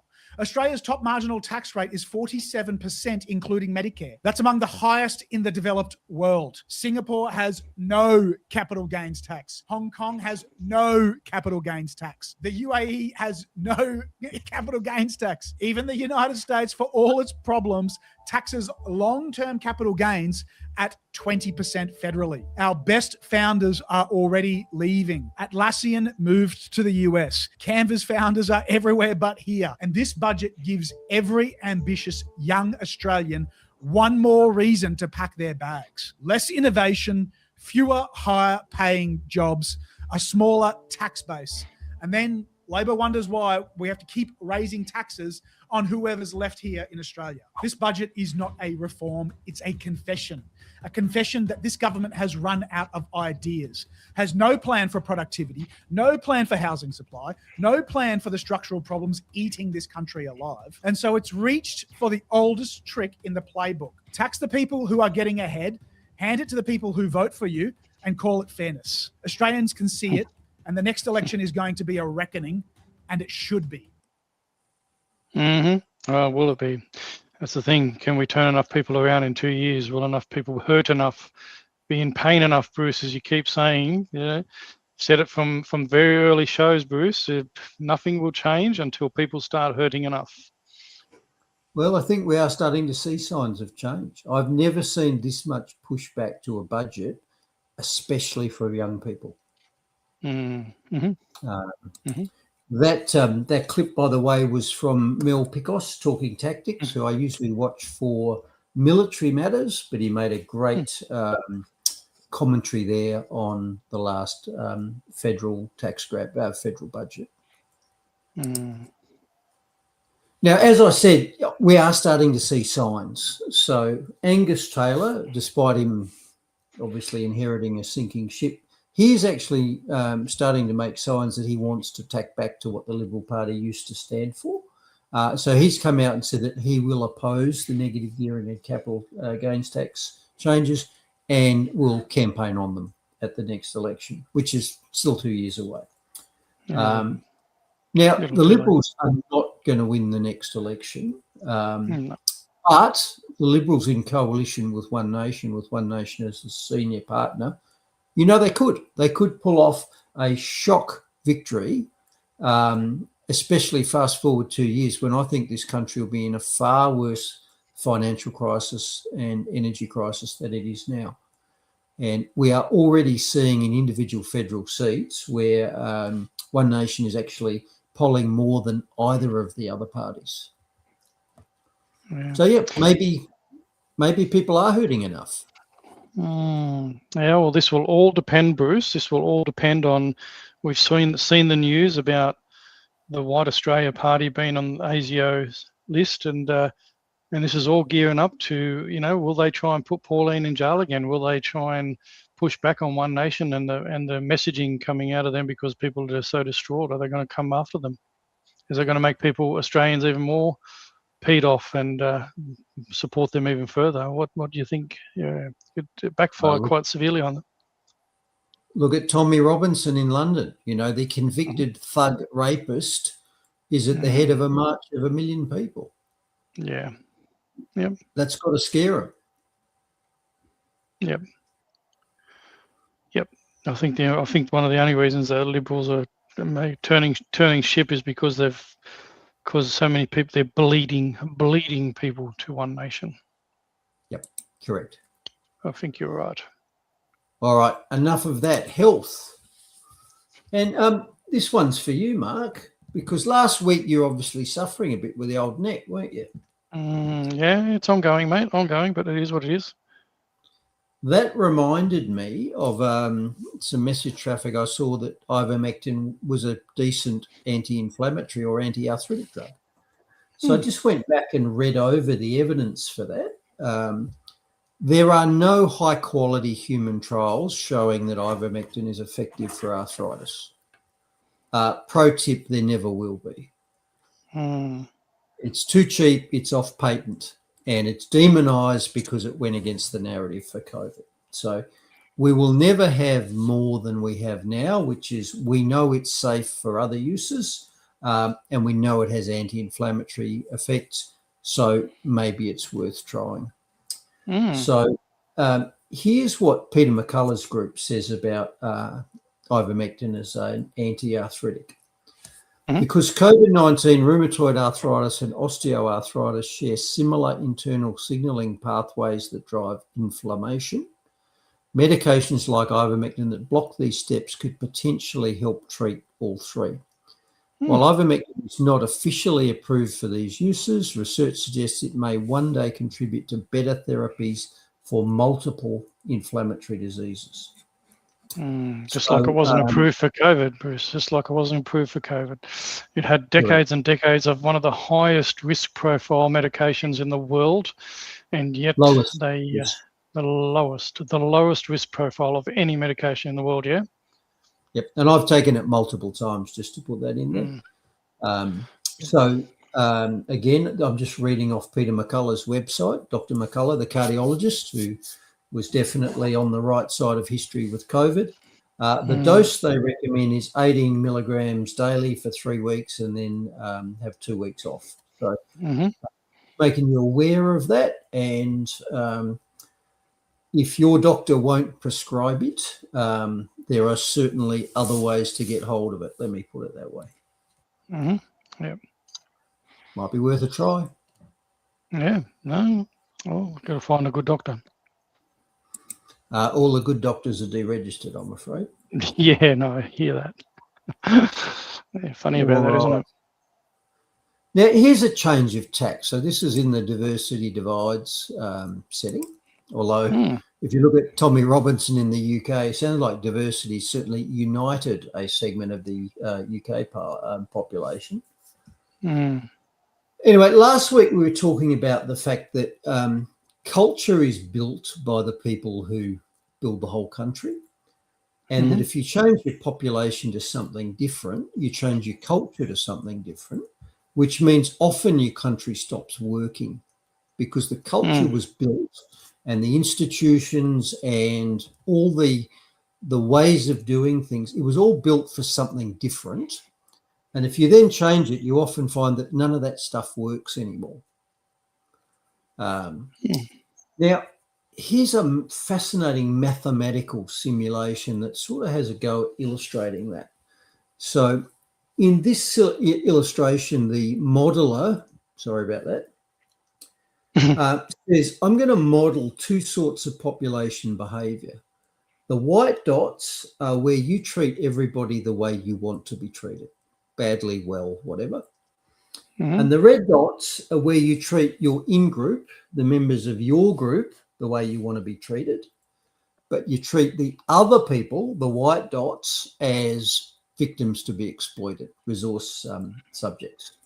And so he mathematically modeled that, and then he played it for a while and said, okay, what happens to a world where you've got those two different cultures in together at the same time, and we just press play and let it run?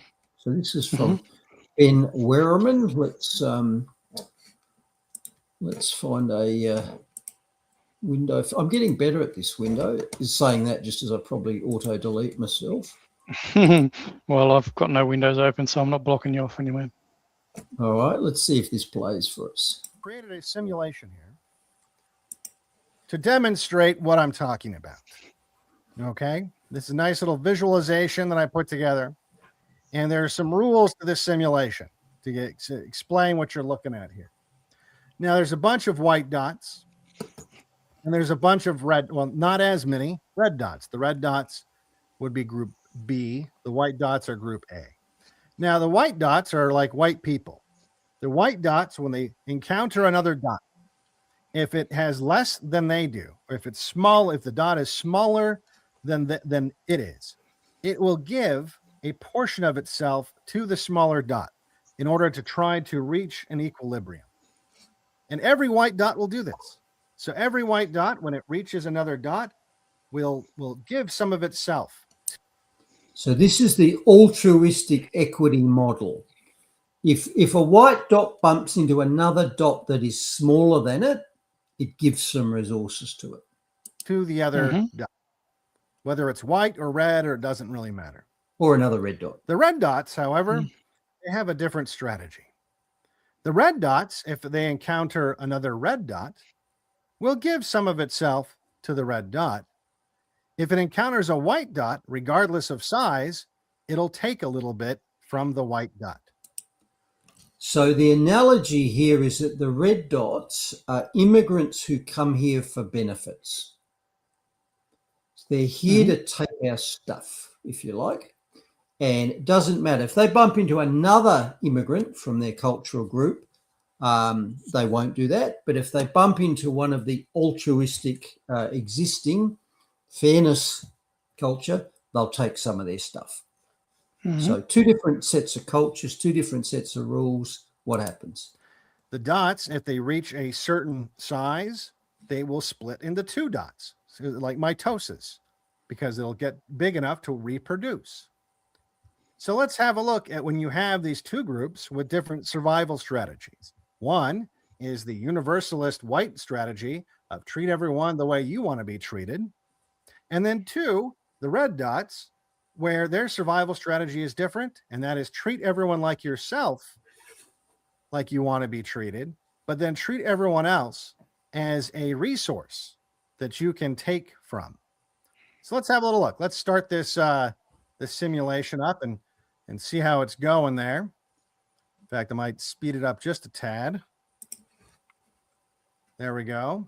Already, you're starting to get some pretty big red dots. It doesn't take long. Well, they're splitting into two, reproducing as they suck the resources from the white dots that are just trying to be everybody's friends. Little by little, those white dots are getting pretty small. And in fact, they're vanishing once the dot gets to it has a minimum size. So once it gets to a certain size, it disappears. It vanishes. It's unable to reproduce.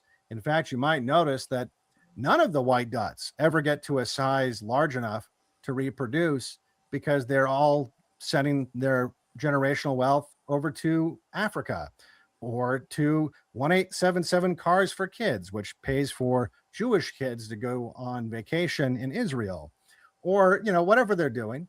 but they're not giving it to their children, and they are not keeping it within their group. And so look at that. It didn't take long, did it? It didn't take long for these two groups of dots to have a dominant force. That yeah, no surprises there. Make of that what you will. It's a mathematical model that shows how one culture which believes in exploiting their new land can overcome and dominate the existing culture which believes in fairness and sharing. Make of it what you will if in regard to modern immigration practices into the West, and draw your own conclusions. And just when you consider that a majority of Western countries grew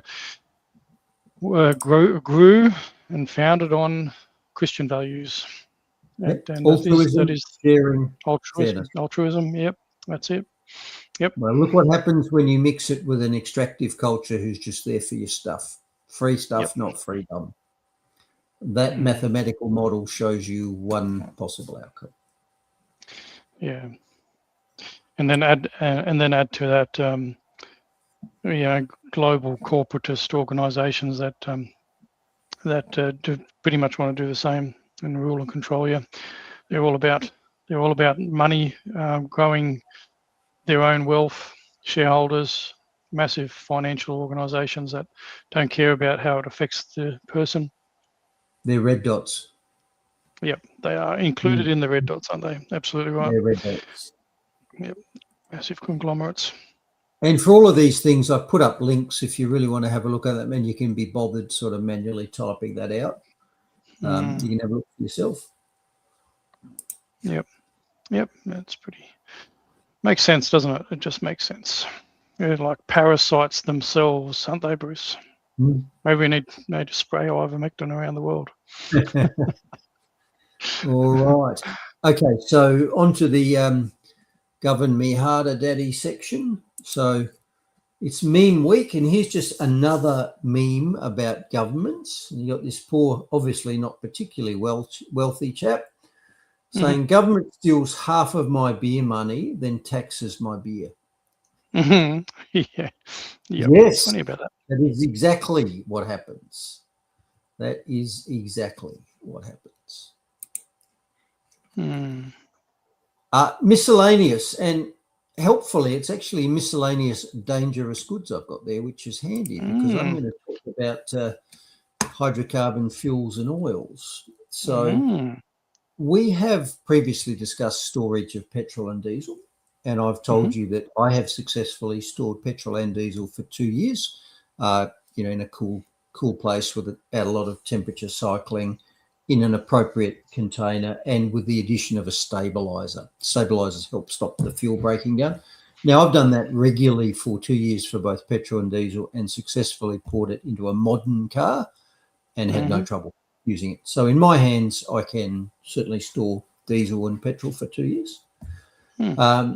Although we did note that if you want to do that, you don't want to use an ethanol blend. You don't want to use your E10, because the ethanol, I don't know whether it breaks down into water in the fuel or whether it attracts water into the fuel.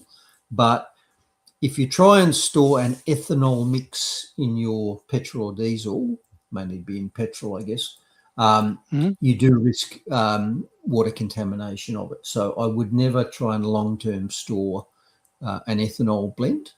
And in fact, for all my small engine stuff that, you might fill the fuel tank up at the start of summer and not change it till the next summer, I'm definitely not using an ethanol blend in that, because I might go out to start my fire pump, 4 months after I filled it and find that it's got water in the carby. So I would not do that. Not very cool. Okay.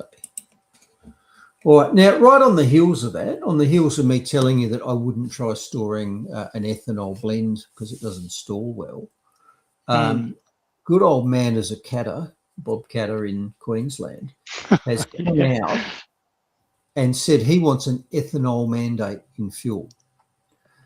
Now, I don't know about you, but I get PTSD and flashbacks every time I hear the word mandate.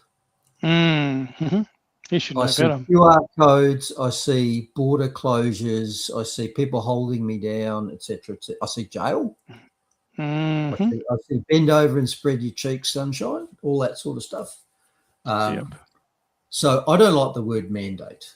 But right on cue, Bob Catt is saying we need to mandate the use of ethanol in fuel.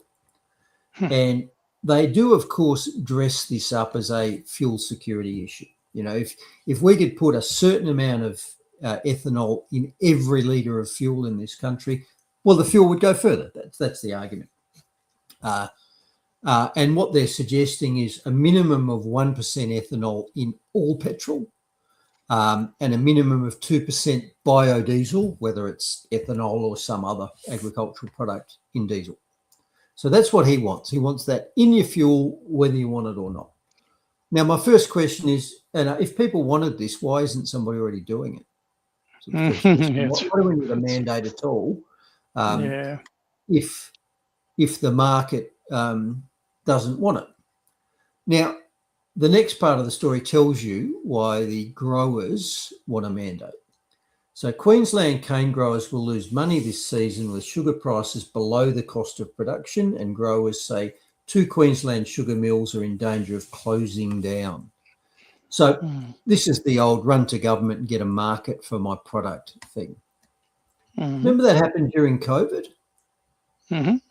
Pfizer ran to government and said, you need to force people to take our product. Well, that's exactly what this is. This is the sugar industry saying we need to force people to, we need to force the manufacturers to put sugar in our fuel. And back to Anne-Marie's comment about fuel stabilisers. If you go into the auto parts shop and say, I want a fuel stabiliser, it will say on it how much you put in. Okay. It's not insignificant. It does add to your costs a bit. But for me, it's insurance. I'm buying insurance that I will have fuel in a year or two's time if the petrol stations are shut. Yeah, no, fair call. And this is a good point as well. Diesel can grow microbes. Diesel can grow fungus. There are bacteria and fungi that will grow in diesel, believe it or not. So yes, that's a good point. I don't think you could put sugar in diesel because that's just a culture medium. But there are other bio additions to diesel, canola oil, etc. Okay, so Qatar wants to force consumers to add sugar to their petrol, same as to their soft drinks and their lattes. So, and I've already said that's a bad idea because it doesn't store well. Now, the wine industry also immediately hopped on the same bandwagon. Within days, the wine industry came out and said, yeah, that'd be a great idea. We should be using wine as a source of ethanol for our biofuels as well. Now, again, when you read the story, it painted it as a sensible thing to do at this time of rising fuel prices and shortages, to which my answer is, okay, well, why aren't you already doing it? Yeah, if it's such a good thing, why aren't you already doing it? And they're not doing it because there's no market for it because it costs more. The reason they want it is because just like the sugar industry, which is trying to open up a market, the wine industry has got a glut. There are millions of litres of red wine stored that haven't been sold, and they'd like to distill the ethanol off and use that. Yeah. So, again, I repeat, well, if it's such a good idea, why don't you just do it? Yeah. No, how about we just use the natural resource that we've got on the ground and open up our refineries again and drill, baby, drill and pump, baby, pump. It's dirty, mate. Yeah. What was I thinking? Give myself an uppercut. Now, the reason that the wine industry is not already using excess wine to make ethanol is because people don't want it because it's too expensive. So, again, this is a case of industry running to government to create a market for a product that's not otherwise economic. And the story even said that. This great scheme of turning red wine into petrol may require government support because the cost of distilling the wine could be higher than the revenue from the ethanol. Translation, it's cheaper not to do it that way, but we want you to do it because we've got this excess wine to sell. And by the way, it's not government support. it's buyer support. Mm. You know, yeah. If money came from government, that's taxpayers' money, and if money comes from it costing more at the pump, that's everybody who buys the fuel. Mm. So, yet another case of industry running to government saying force people to buy our product. Well, lo and behold. Now, by the way, I question the ethics and sensibility of forcing food producers, because let's face it, ethanol in petrol and oils of whatever sort in biodiesel, they're both foods. Mm-hmm. So what we're actually saying here is we want to change foods into fuels. Mm-hmm. Now, is that a good idea at the same time as we're being told that a third of the world's fertilizer supply is not getting out of the Gulf, that fertilizer prices have hugely risen, and that our own food prices could double in the near future because of that? Is this a good time to put more pressure on food producers by saying you've got to also make fuel? I don't think it's a good idea. Yeah, well, to them it might be. Put nothing past them, Bruce. If you're growing it, yeah, you don't mind any upwards pressure on prices, but it's unethical for a start. You know, food's going to get more expensive. Why restrict the supply by turning some of it into diesel? Mm. Okay, and at the end of the day, here's the big tractor in the room. By a lot of calculations, I mean, modern agriculture uses huge machines which consume vast amounts of conventional diesel. So a big tractor combo like that, which has got two engines, could easily be burning 100 litres of fuel an hour as it's seeding or ploughing or doing whatever. Okay. Now, we're already putting a huge amount of conventional diesel through our agricultural system. And I've seen analyses that say you actually need to burn 1.3 litres of conventional diesel to make 1 litre of biodiesel. So it's a bit like good old snowy battery where you go backwards with every passage of the water through the tunnel storing so-called electricity. You might actually, you know, be virtue signalling and feel good because it's biodiesel, but on top of all the other problems and the ethics of it, might actually cost more than just using what we've already got. Yeah, that's right. Yeah, lo and behold, anything that we've got the infrastructure for, or did have until they keep blowing stuff up. All right. Now that put me onto this question. Okay. So, you know, the forums I look at are discussing things about likely future shortages due to the oil problems from the Gulf. And one of the things the American posters were noting was that a lot of the big box stores had no lubricant oils on the shelf. So they said, I went to Costco and here's a picture of the oil shelf and it's like, it's bare. It's like a toilet paper shelf. Ivermectin, mate. So there are plenty of posters in America already saying we've got lubricating oil shortages. And that makes sense because that's a product that comes from the Middle East as well.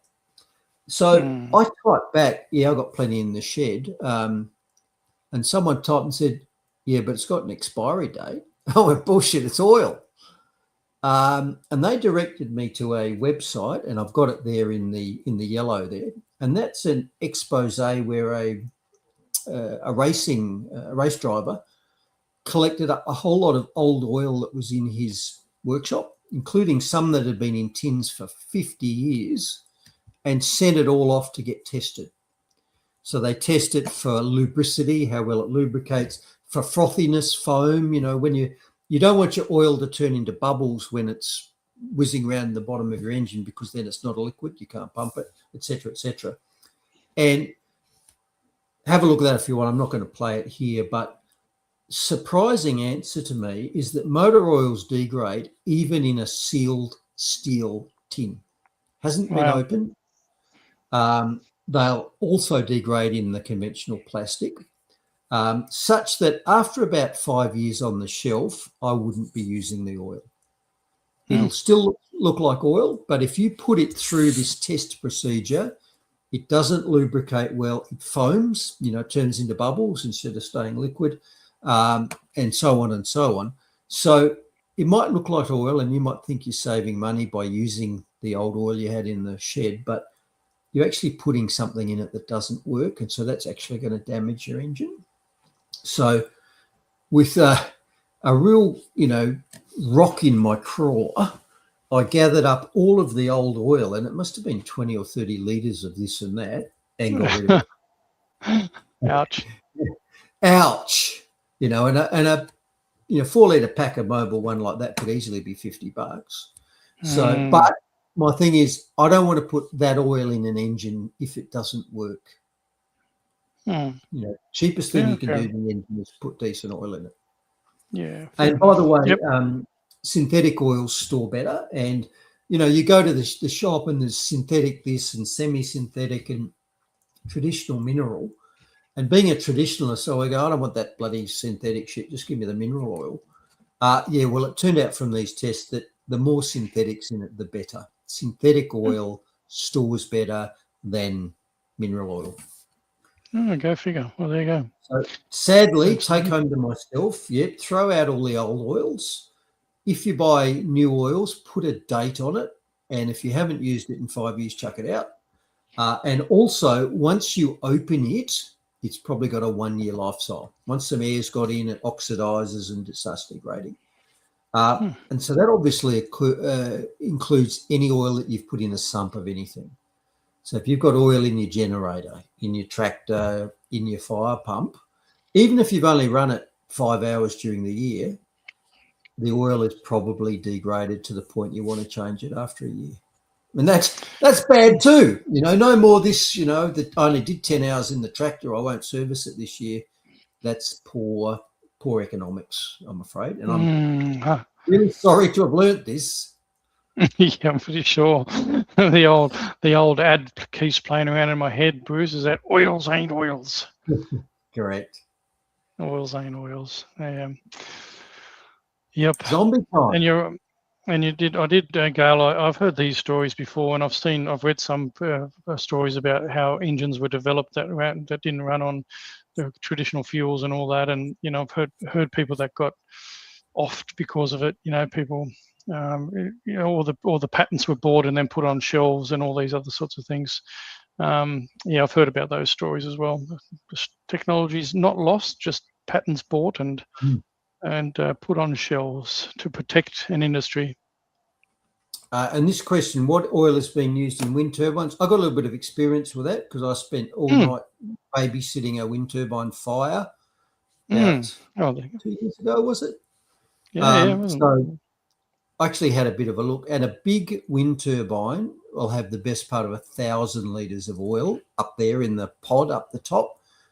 Some of it's lubricating oil, some of it is in the generators and equipment up there, but you could have 800 or 1,000 litres up there, all of which burns when the turbine burns. And in fact, not only does it burn, but it runs down the centre of it and floods out the bottom as well on fire. I don't know what's used, but I'm presuming it'd be a heavy gear oil. There's got to be gears up there. Not good on the oceans, that's for sure. Yeah, well, that's right. Yes. What have I done there? Yep. Oh, there we go. Okay, zombie stories. Now, you covered this zombie story a bit, so fortunately I'm not going to cover it very much. So in the Giggle versus Tickle case, we had the verdict this week, and you've just been through that. And the court has basically ruled that a women's only business does not mean that men cannot participate.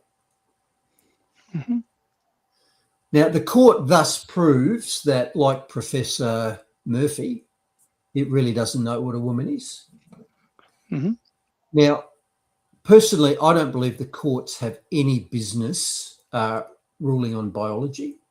And the only reason that they're in a position to do so is because craven, coward chief health officers like Professor Murphy have refused to stand up to the BS, and because activist politicians like Julia Gillard have passed ridiculous legislation that is directly contrary to biology. Yep. Exactly right. Yep. And I don't know if anybody follows the little animated series that One Nation puts together, but the last one was a brilliant one in regards to this very topic. It was, very interesting. Yeah, funny. all brilliant. Now, fortunately, like I say, the new Liberal leader is at least showing some signs of life, unlike the party was before him. And he's pledged to actually change the laws in response to this case if he gets in. Now, as I've said, the Liberals will not win the next election. They could, however, be a junior coalition partner that lets One Nation win. That's the best the Liberals can hope for a long time in the future if they survive at all. But this would be a great thing to campaign on. This and going back on the capital gains and negative gearing changes. This would be a great place to start. Yep. Now, around Anzac Day, we mentioned the concept of stolen valour, where somebody claims benefits or status that they're not entitled to, and they do it by pulling on a uniform or medals, or in this case, a dress. They claim a status that they are not entitled to. And in this example, this woman has won a prestigious women's book prize. Very tongue-in-cheek there, Bruce. I'm just reading what it says. What does it say? Women's categories are increasingly available to anyone who steps inside them. Anybody who steps on them, I would have said. Oh, yeah, true that. And this is from a podcast, El Gato Malo, the bad catitude that I often zip through. And this bloggist, he's, I think, in America, so not directly related to Tickle, but makes some pretty relevant points. So here's what El Gato Malo says. Is a screwdriver a useful tool? Yes. Is a hammer a useful tool? Yes. Which one is better? This is a silly question depending on what you need to do because they are not the same thing. Oh, fair enough. Men and women are not the same thing, and neither is one or the other better. They're just different. Or as Tyler Durden said, sticking feathers up your butt does not make you a chicken. Yeah, that's right. Walk, walk. I might try that. Okay, good luck with that. Please don't send me pictures or anything. Will you? I might feature that next week. What do you reckon? Yeah, good on you. Right. Now on to the big ticket item for here. So the Mythbusters and official stories question section. And I apologize, this might run a little bit long, so we have to be just keep an eye on. I think we've got an 8 o'clock following us, don't we? Yes, we do. 8 o'clock's the 8 o'clock's the time. Okay. So I'm going to review this fascinating book that I've just read, Probability Zero. And what this book does is it examines the mathematical feasibility of evolution via natural selection. And I've never heard of that being done before. So I thought, that's interesting. Now, take note, it does not address the question of where life came from in the first place. It's not the origin of life. It is the generation of new species via evolution is what it's arguing about. Now, arguably, the origin of life is an even more difficult problem. And as I go through the discussion here, that'll become apparent why. So this basically says it's really evolution by natural selection with random mutations and the environment acting on them mathematically cannot have done what we're told it has done, produce all the diversity of life around it. So kicking on from that, if it can't modify existing life to produce more complex life, it's even less likely that it could arise in the first place de novo. That's because it's an even harder task, and I'll explain why. Okay, so that's where we're going. Oh, wrong one. Where are we going with this one? Okay, so just to let me bring my slides up. So Charles Darwin's 1859 book On the Origin of Species argued that evolution could produce all of the great diversity of life that we see on Earth. And what he argued is that random variations in individuals in a species could then be selected by nature and preferred. So he didn't know about genes. This is well before DNA and Watson and Crick and all of that. So he had no idea what the mechanism might be, but he argued that for some reason, at times, a random change would occur in one member of the species, and that the environment would then answer the question, is this beneficial or not? And his argument was that the sum of the occasional beneficial mutation or change could over time change the species into something else. And I think most people would agree that that's pretty much accepted as, mix my metaphors, that's accepted as gospel. I think most people in the world would agree, without even thinking about it, that's how it works. Darwin explained it, it's evolution. But note there, he was talking about the origin of species. He wasn't talking about the origin of life. I've made that point. Now, nevertheless, at the time, 1859, when Darwin proposed his theory, it was a dangerous idea for him. And he got very heavily attacked. And the reason he got attacked is because he took the existing answer, which was divinity, an intelligent creator God, and he replaced it with this sort of random mutation then being selected by nature idea. So he raised a good deal of ire amongst the scientific community because it was heresy. Literally, it was heresy. So he came under a fair bit of criticism for that. Okay, so what did he argue? So Darwin theorized that you get these random changes, didn't know what they were caused by, all the time, and then occasionally you get one that's beneficial, and if it's beneficial in that environment, then it prospers and gets brought on. So it was a mix between a random change in the animal and the environment might be beneficial. And here's the first problem. So almost all cases, mutations are not beneficial. Almost all the time, if you take an existing time and make design and make a random change to it, you don't make it better. You make it worse. Almost always. And a great example of this is the motor car. So animals are very complex machines, much more complex than motor vehicles are. But nevertheless, even if you take a motor vehicle, and there's thousands of parts in it, if you make a random change in that, you just change something, the chance that that's beneficial is pretty small.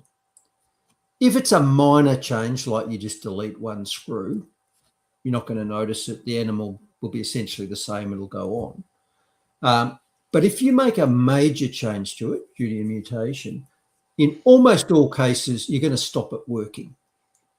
So if your mutation, rather than deleting a screw, instead deletes the steering wheel, it's not going to work. Or if it, instead of making the wheels round, makes them square, it's not going to work. So almost all mutations are not beneficial. So, all right, next thing. In theory, and this is what Darwin argued, small incremental changes could accumulate over time, eventually producing something different. And he used finches as an example. He said, here's a small beaked finch, here's a finch with a bit bigger beak, here's a finch with a net bigger beak, here's a finch with an even bigger beak. So he sort of argued that you could modify an existing design, but the question remained, okay, could you produce a cat? Could progressively making the beaks longer in a finch give you a cat? And that's a far bigger step. You might be able to modify design, but can you create something new? Far more difficult.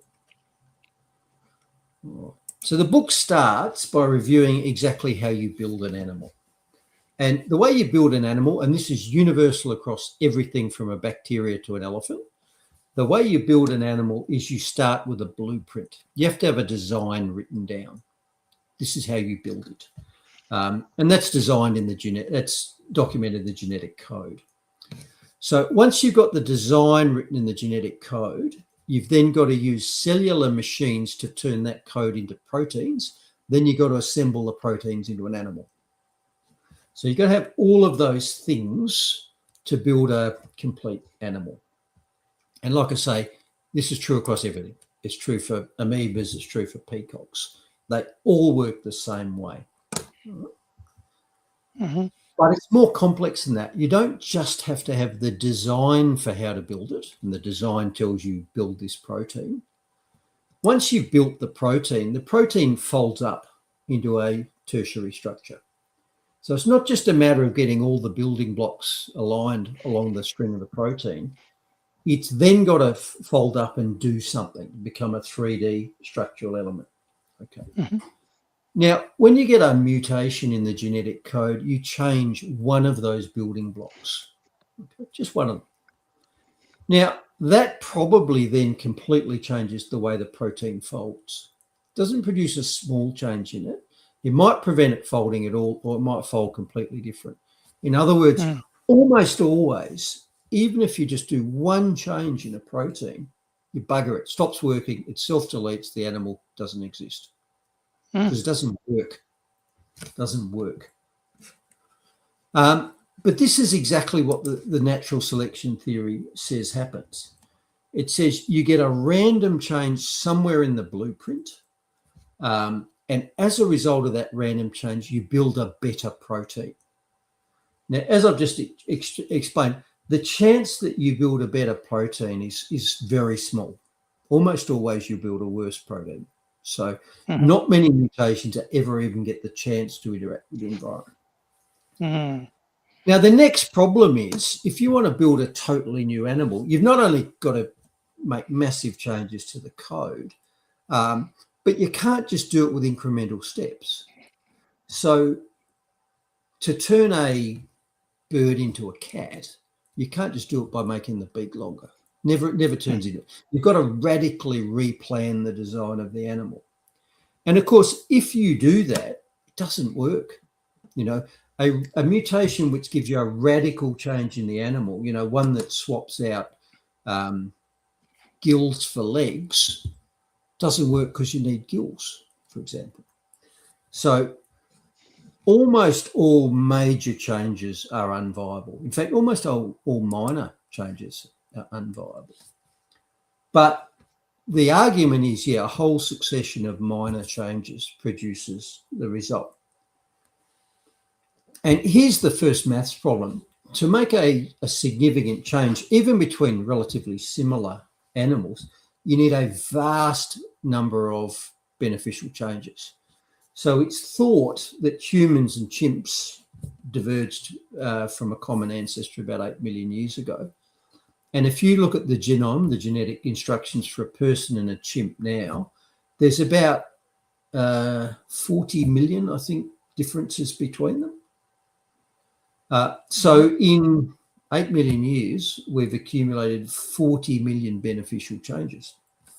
By the way, almost everything is the same. If you look at the genetic makeup of a human and a chimp, 98, 99% is the same. It's only that little fringe bit that's different. Nevertheless, we're saying that in 8 million years, we managed to conjure up randomly 40 million beneficial changes.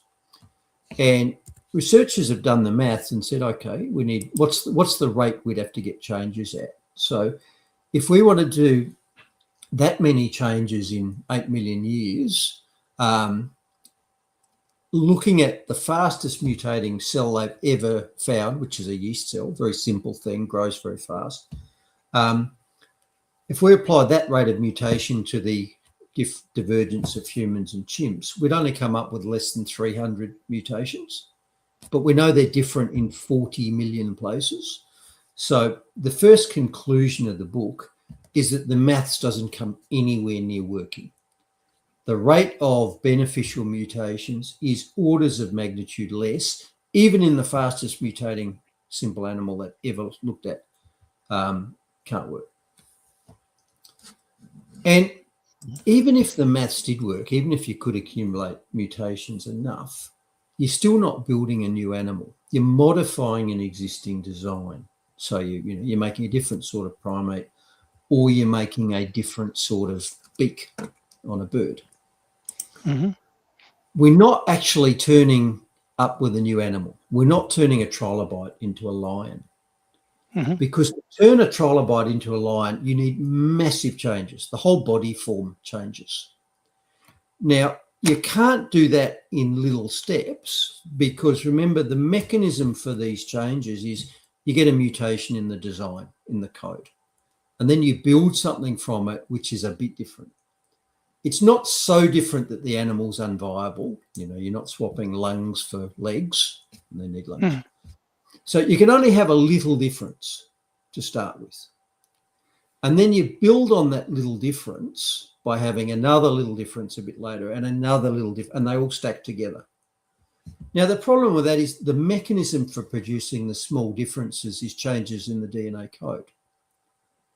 Now, if you change the DNA code, it's random. So if your first mutation gives you a bird with a slightly longer beak, you need another mutation in that bird that gives it an even slightly longer beak, randomly. And of all the millions of possible mutations, the chance that you'd stack that mutation on top of the first one, it's almost certainly wouldn't happen. Because what would happen is your next mutation would delete the beak entirely, perhaps, and extinguish all the work you'd done up to that point. So to produce a radically new body form via sequential mutations, it doesn't happen because all the mutations are independent. They're not directing each other. So the first conclusion of the book is that the Darwinian mechanism cannot possibly be true mathematically or even structurally. Now that we know how animals are built, there's no way that random changes in the design could build something better. They're almost certainly going to build something worse and delete it. So the first conclusion of the book is it's not random mutation acted on by evolution. That's Darwin's theory. So the book says, okay, animals do change over time. What is the mechanism that's doing it? Because it's not Darwinian evolution. And we know that you can actually change the body form of an animal markedly and quickly with a directed breeding program. Just look at dogs. Within a couple of centuries, you can produce a vastly different set of dogs. But they're all dogs. You're not turning a dog into a fish. It doesn't matter how selectively you breed it. You get a bigger, smaller, fatter, squashed in face. You get a dog at the end of it. And the reason for that is if you try and turn a dog into a fish, it's such a big difference that the intermediate form dies. It's not viable. So we know that you can vary animals quickly and a lot. If it's not evolution that's doing it, if it's not mutations, what is doing it? And the book argues that what we're doing is we're actually using variation that already exists in the code. So you've got a blueprint that says, here's how you build a dog. And included in that is, here's how you build a really small dog. Here's how you build a really big dog. Here's how you build a shaggy-haired dog. Here's how you build a smooth-haired dog. It's already there in the code. And so rather than you changing the code, by mutation, you miraculously, write a new bit that's better, all you're doing is you're using what's already available in the code and probably doing it by switching genes on or off. And I'll give you an example of this. So what they did is they tried to breed a cold weather tolerant rice plant. So they took the normal tropical rice plants and they exposed them to cold weather, and they selected the plants that did best in cold weather and they line bred them. And within a quite short period of time, they produced a cold weather variant of rice. Still rice, but it's a plant that grows in cold weather, whereas all its ancestors grew better in hot weather. And then they said, wow, I wonder how it did that. And they sequenced the entire genetic code, the genome of the hot weather variety and the cold weather variety. And the question they're asking is, what changed? What changed in the blueprint and the code that allowed us to develop this cold weather variant?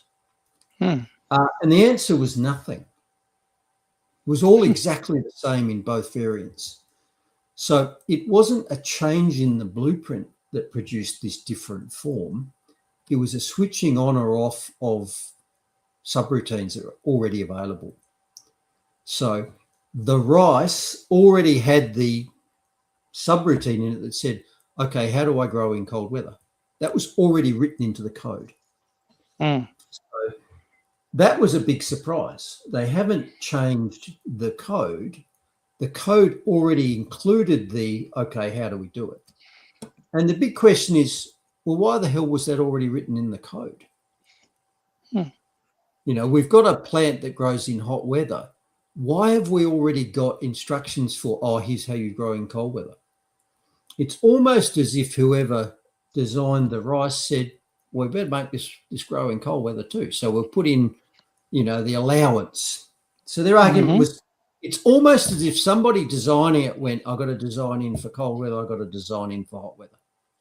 And remembering, randomly, you can't do this. It was already there.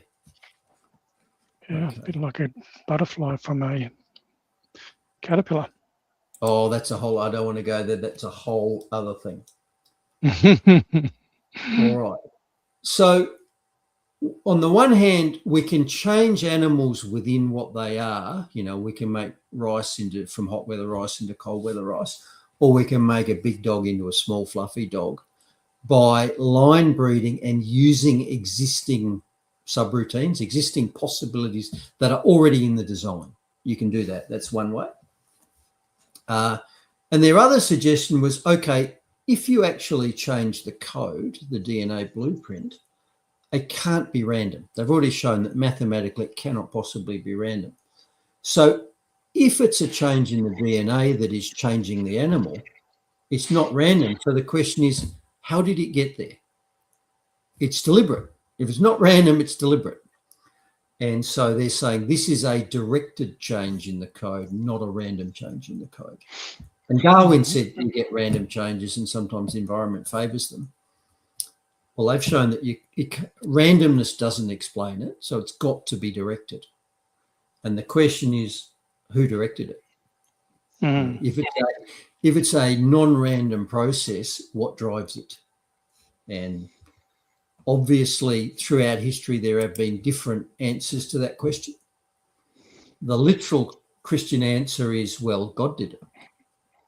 And a couple of quotes from the Bible, which a kind friend sent me. And in fact, fortunately, I've read Genesis, so I've read these bits.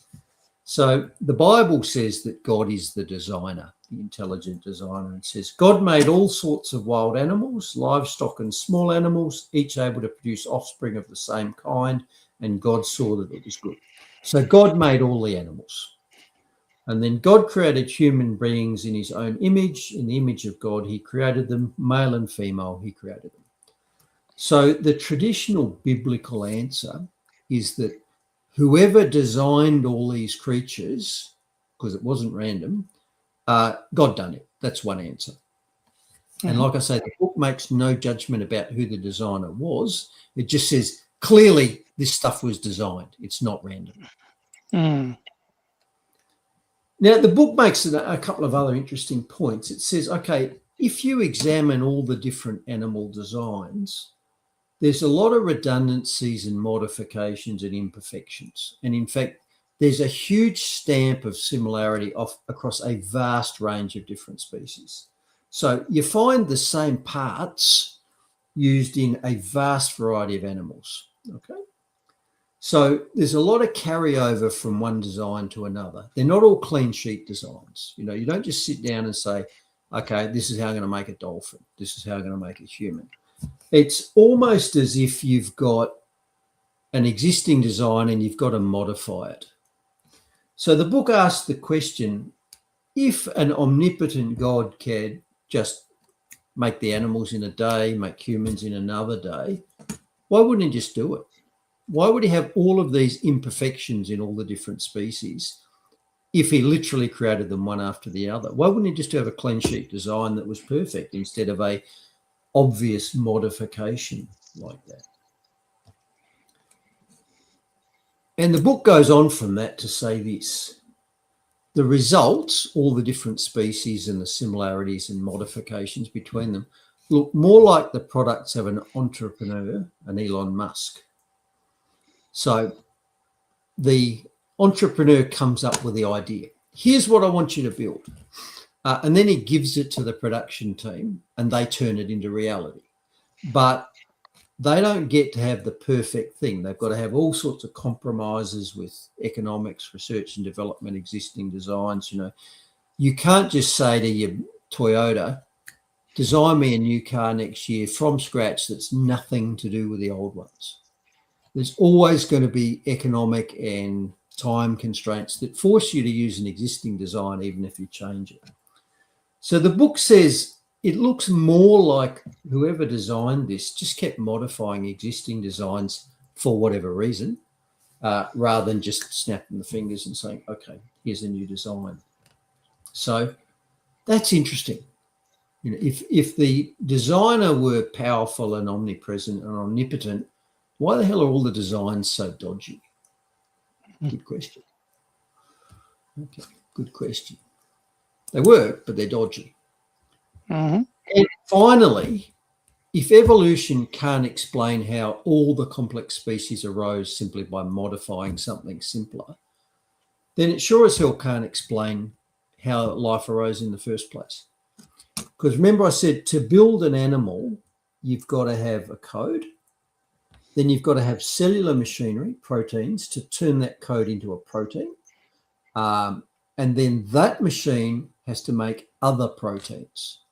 So you have to simultaneously, out of nowhere, not only randomly invent the code, you've also got to invent the code for the machinery that makes it, and probably multiple proteins. You know, the first life wasn't just one protein.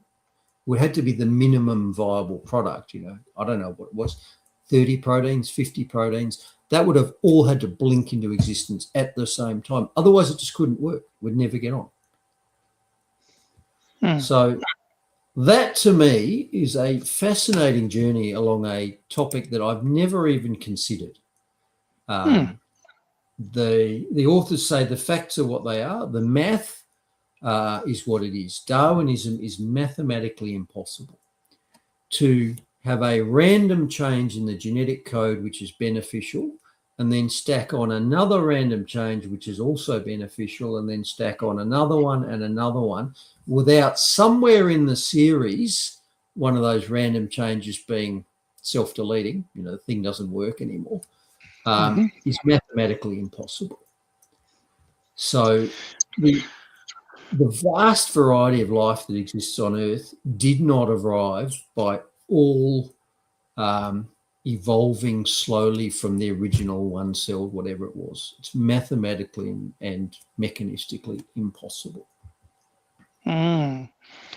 It's a very, very interesting topic, Brucey. And as I always, one of the things I always come back with, if evolution was so perfect and you had a species that sort of grew out, at what point did that species or that evolution decide it needed a male and a female type to actually required then to reproduce with each other to create one or the other type?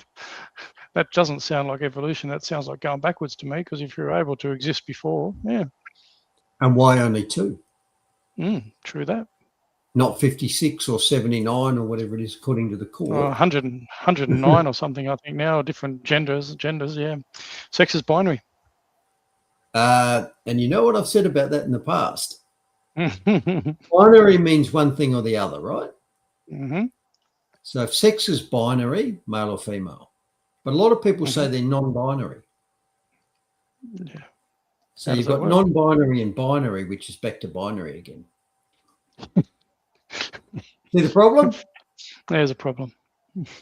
So that's as far as I'm going to go with that. There's the book there. I've tried to, I know I didn't do a very good job, but I've tried to simplify some of the arguments and some of the hey, this is worth thinking about, in it. Parts of the book are quite dense, and I struggle with the mathematics, and part of it are just light bulb moments. So if you're interested, find that at your favourite bookstore. As for me, I don't know. I've recently gone from atheist to agnostic. So I've made a small step, and I'll repeat what I said a while ago. I can go out at night, in the bush where there's no light pollution. I can look up at the sky and I can see that, and I can work out there are some things I'm never going to comprehend. And I guess the origins of life is one of them. Yeah, and exactly right, Bruce. And this is what I always say, and Lani's jumped off, but she had this comment earlier. She said, if evolution is a thing, why have we not mutated from humans to something more than we are? And why do we need geneticists and Neuralink to enhance our species? But this is the thing. They possibly believe that is part of evolution, that they've got to a point where they have the designs, where the evolutionary part of it is that humankind has developed so much that they can actually do these things. As a friend, Yuval Noah Harari, says, that we won't be needing our body forms. We'll be talking to the cloud, into the sky, into the God, which is the IBM cloud, not God above the clouds, which is a creator God that I believe in. And so who's to say that isn't what they believe is their evolutionary trajectory for mankind? But the key thing is, I'd really like people to think about is, you might not believe in God. You might think it's, whether you're an atheist, agnostic, or Christian, wherever you're coming from. The thing is, who do you want to rule you? Because at the moment there is certain people in this world that have a lot of money, that have a lot of wealth, a lot of control, a lot of power, that actually are wanting to be your God. Yes. How much more are you going to push back on them, regardless of whether you believe in a glorious creator God that had a plan for us that's much better than what it is now? Or do you want to believe and put your trust in people that want to be your God and control you? Yes. And there's plenty of them. So, but anyway. Yep, there's better gods around than Noah, Yuval Harari. That's for sure. Yes. And the World Economic Forum and all those others, and the BlackRocks and the Vanguards of the world, and the people that run them, and all these people that want to control your life. So I'm just going to take it out on a slightly light note. So this is another one for the climate change end files. And this week it's climate change and the British cuppa. Because apparently climate change threatens to ruin the good old British cuppa. New analysis warns the Great British Cup of Tea is at risk as climate change drives more bitter flavours, volatile prices and unreliable supply. Mark, now I know this is a problem I have to take seriously. Can't be messing around with tea, Bruce. Now, mind you, if it degraded the musket, then I would declare a climate emergency. Yeah, well, that's right. Absolutely. You can't be affecting the musket. No way. Yeah, that's a no-go item, as we say. Even when it does occasionally get spilled across the keyboards. And we've managed to bring that in around about normal. And I was worried we wouldn't, because there was a fair bit in that evolution one there, but there you go. Yeah, well, it's a lot. It's a lot to take in, and it opens up great conversations. And great to have you on board, Aussie Truth Seeker, as well. No one should be ruled. I agree with that. As a Christian, I openly admit that we come to Christ freely. There's no compulsion on the Christian faith to in the New Testament at all that Christians should control or rule anybody. The New Testament says, come to him freely and willingly, come to God freely and willingly. But there's other, obviously, religions and other world powers that do want to force their dominance over you. So I make a choice, since I got to know Jesus, that I've come to him freely and choose to make lifestyle changes because I want to, not because I'm forced or compelled to. It's a personal choice, and people aren't there yet, which is okay. Many people are, and so this is not a judgment on anybody in that regard. But yeah, it's been always a really great discussion. And the other two religions of the book are not that way. So Judaism, you are Jewish by birth. I believe if your mother's Jewish, that makes you Jewish. I think that's the rule. And conversion is bloody difficult. And of course, in Islam, if you're in an Islamic country, a theocracy, you are deemed Islamic, whether you like it or not. And in fact, not only that, if you're born in an Islamic country, you're Islamic and you're not allowed to leave. But their book also says that the entire world, everybody in the world is a Muslim. And you, Mark, for example, they would say, you're not a Muslim yet. Mm-hmm. So you are defined as Muslim, except you haven't accepted it yet. And of course, certain parts of the Islamic world will be quite forceful in their enforcement of that. Yeah, no, exactly right. Yep, and plenty of videos. If people obviously haven't seen it, when newsletter went out, but Tommy Robinson's talk, the speech to Congress, it's there for people on his YouTube channel. It's about two hours. I think it's very enlightening. You can shoot whatever people think about Tommy Robinson. There's obviously lots of people that think differently, but I think it's very compelling presentation that he gives for 2 hours in regards to that particular religion. So, but no, it's been great. I really appreciate, again, as always, what you bring, Bruce. And I just don't know whether, I reckon, because we only had this up for a little while, I reckon that I'll continue with my intro. It was 100%. There was probably 3 that I had. So, and the way the poll works, apparently, to people, if we put a poll up again, the way that it works is that you just put a number 1 in the chat, and that's it, wherever you're watching, and it apparently calculates it. So the question was, should Mark continue with his intro? It was what it was meant to say, and I got 100%. So for now, you're stuck with me. So there you go. In medicine, we'd call that a pilot study. So we'd say, well, interesting result, but now we need to do a real study. Yeah, love your work.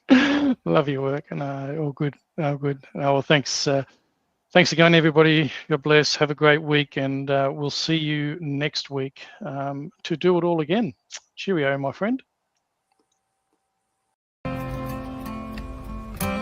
To fight again for that already burned, he was driven towards the flames. All the signs are there for all to see, the signs we've lost our way. When we jail our heroes and applaud our villains and turn our hearts away, like a silent choir, too scared to sing the anthem of a braver day. A song our children may never hear, the ballad of Dr. Bruce Paix. A song our children may never hear, the ballad of Dr. Bruce Paix.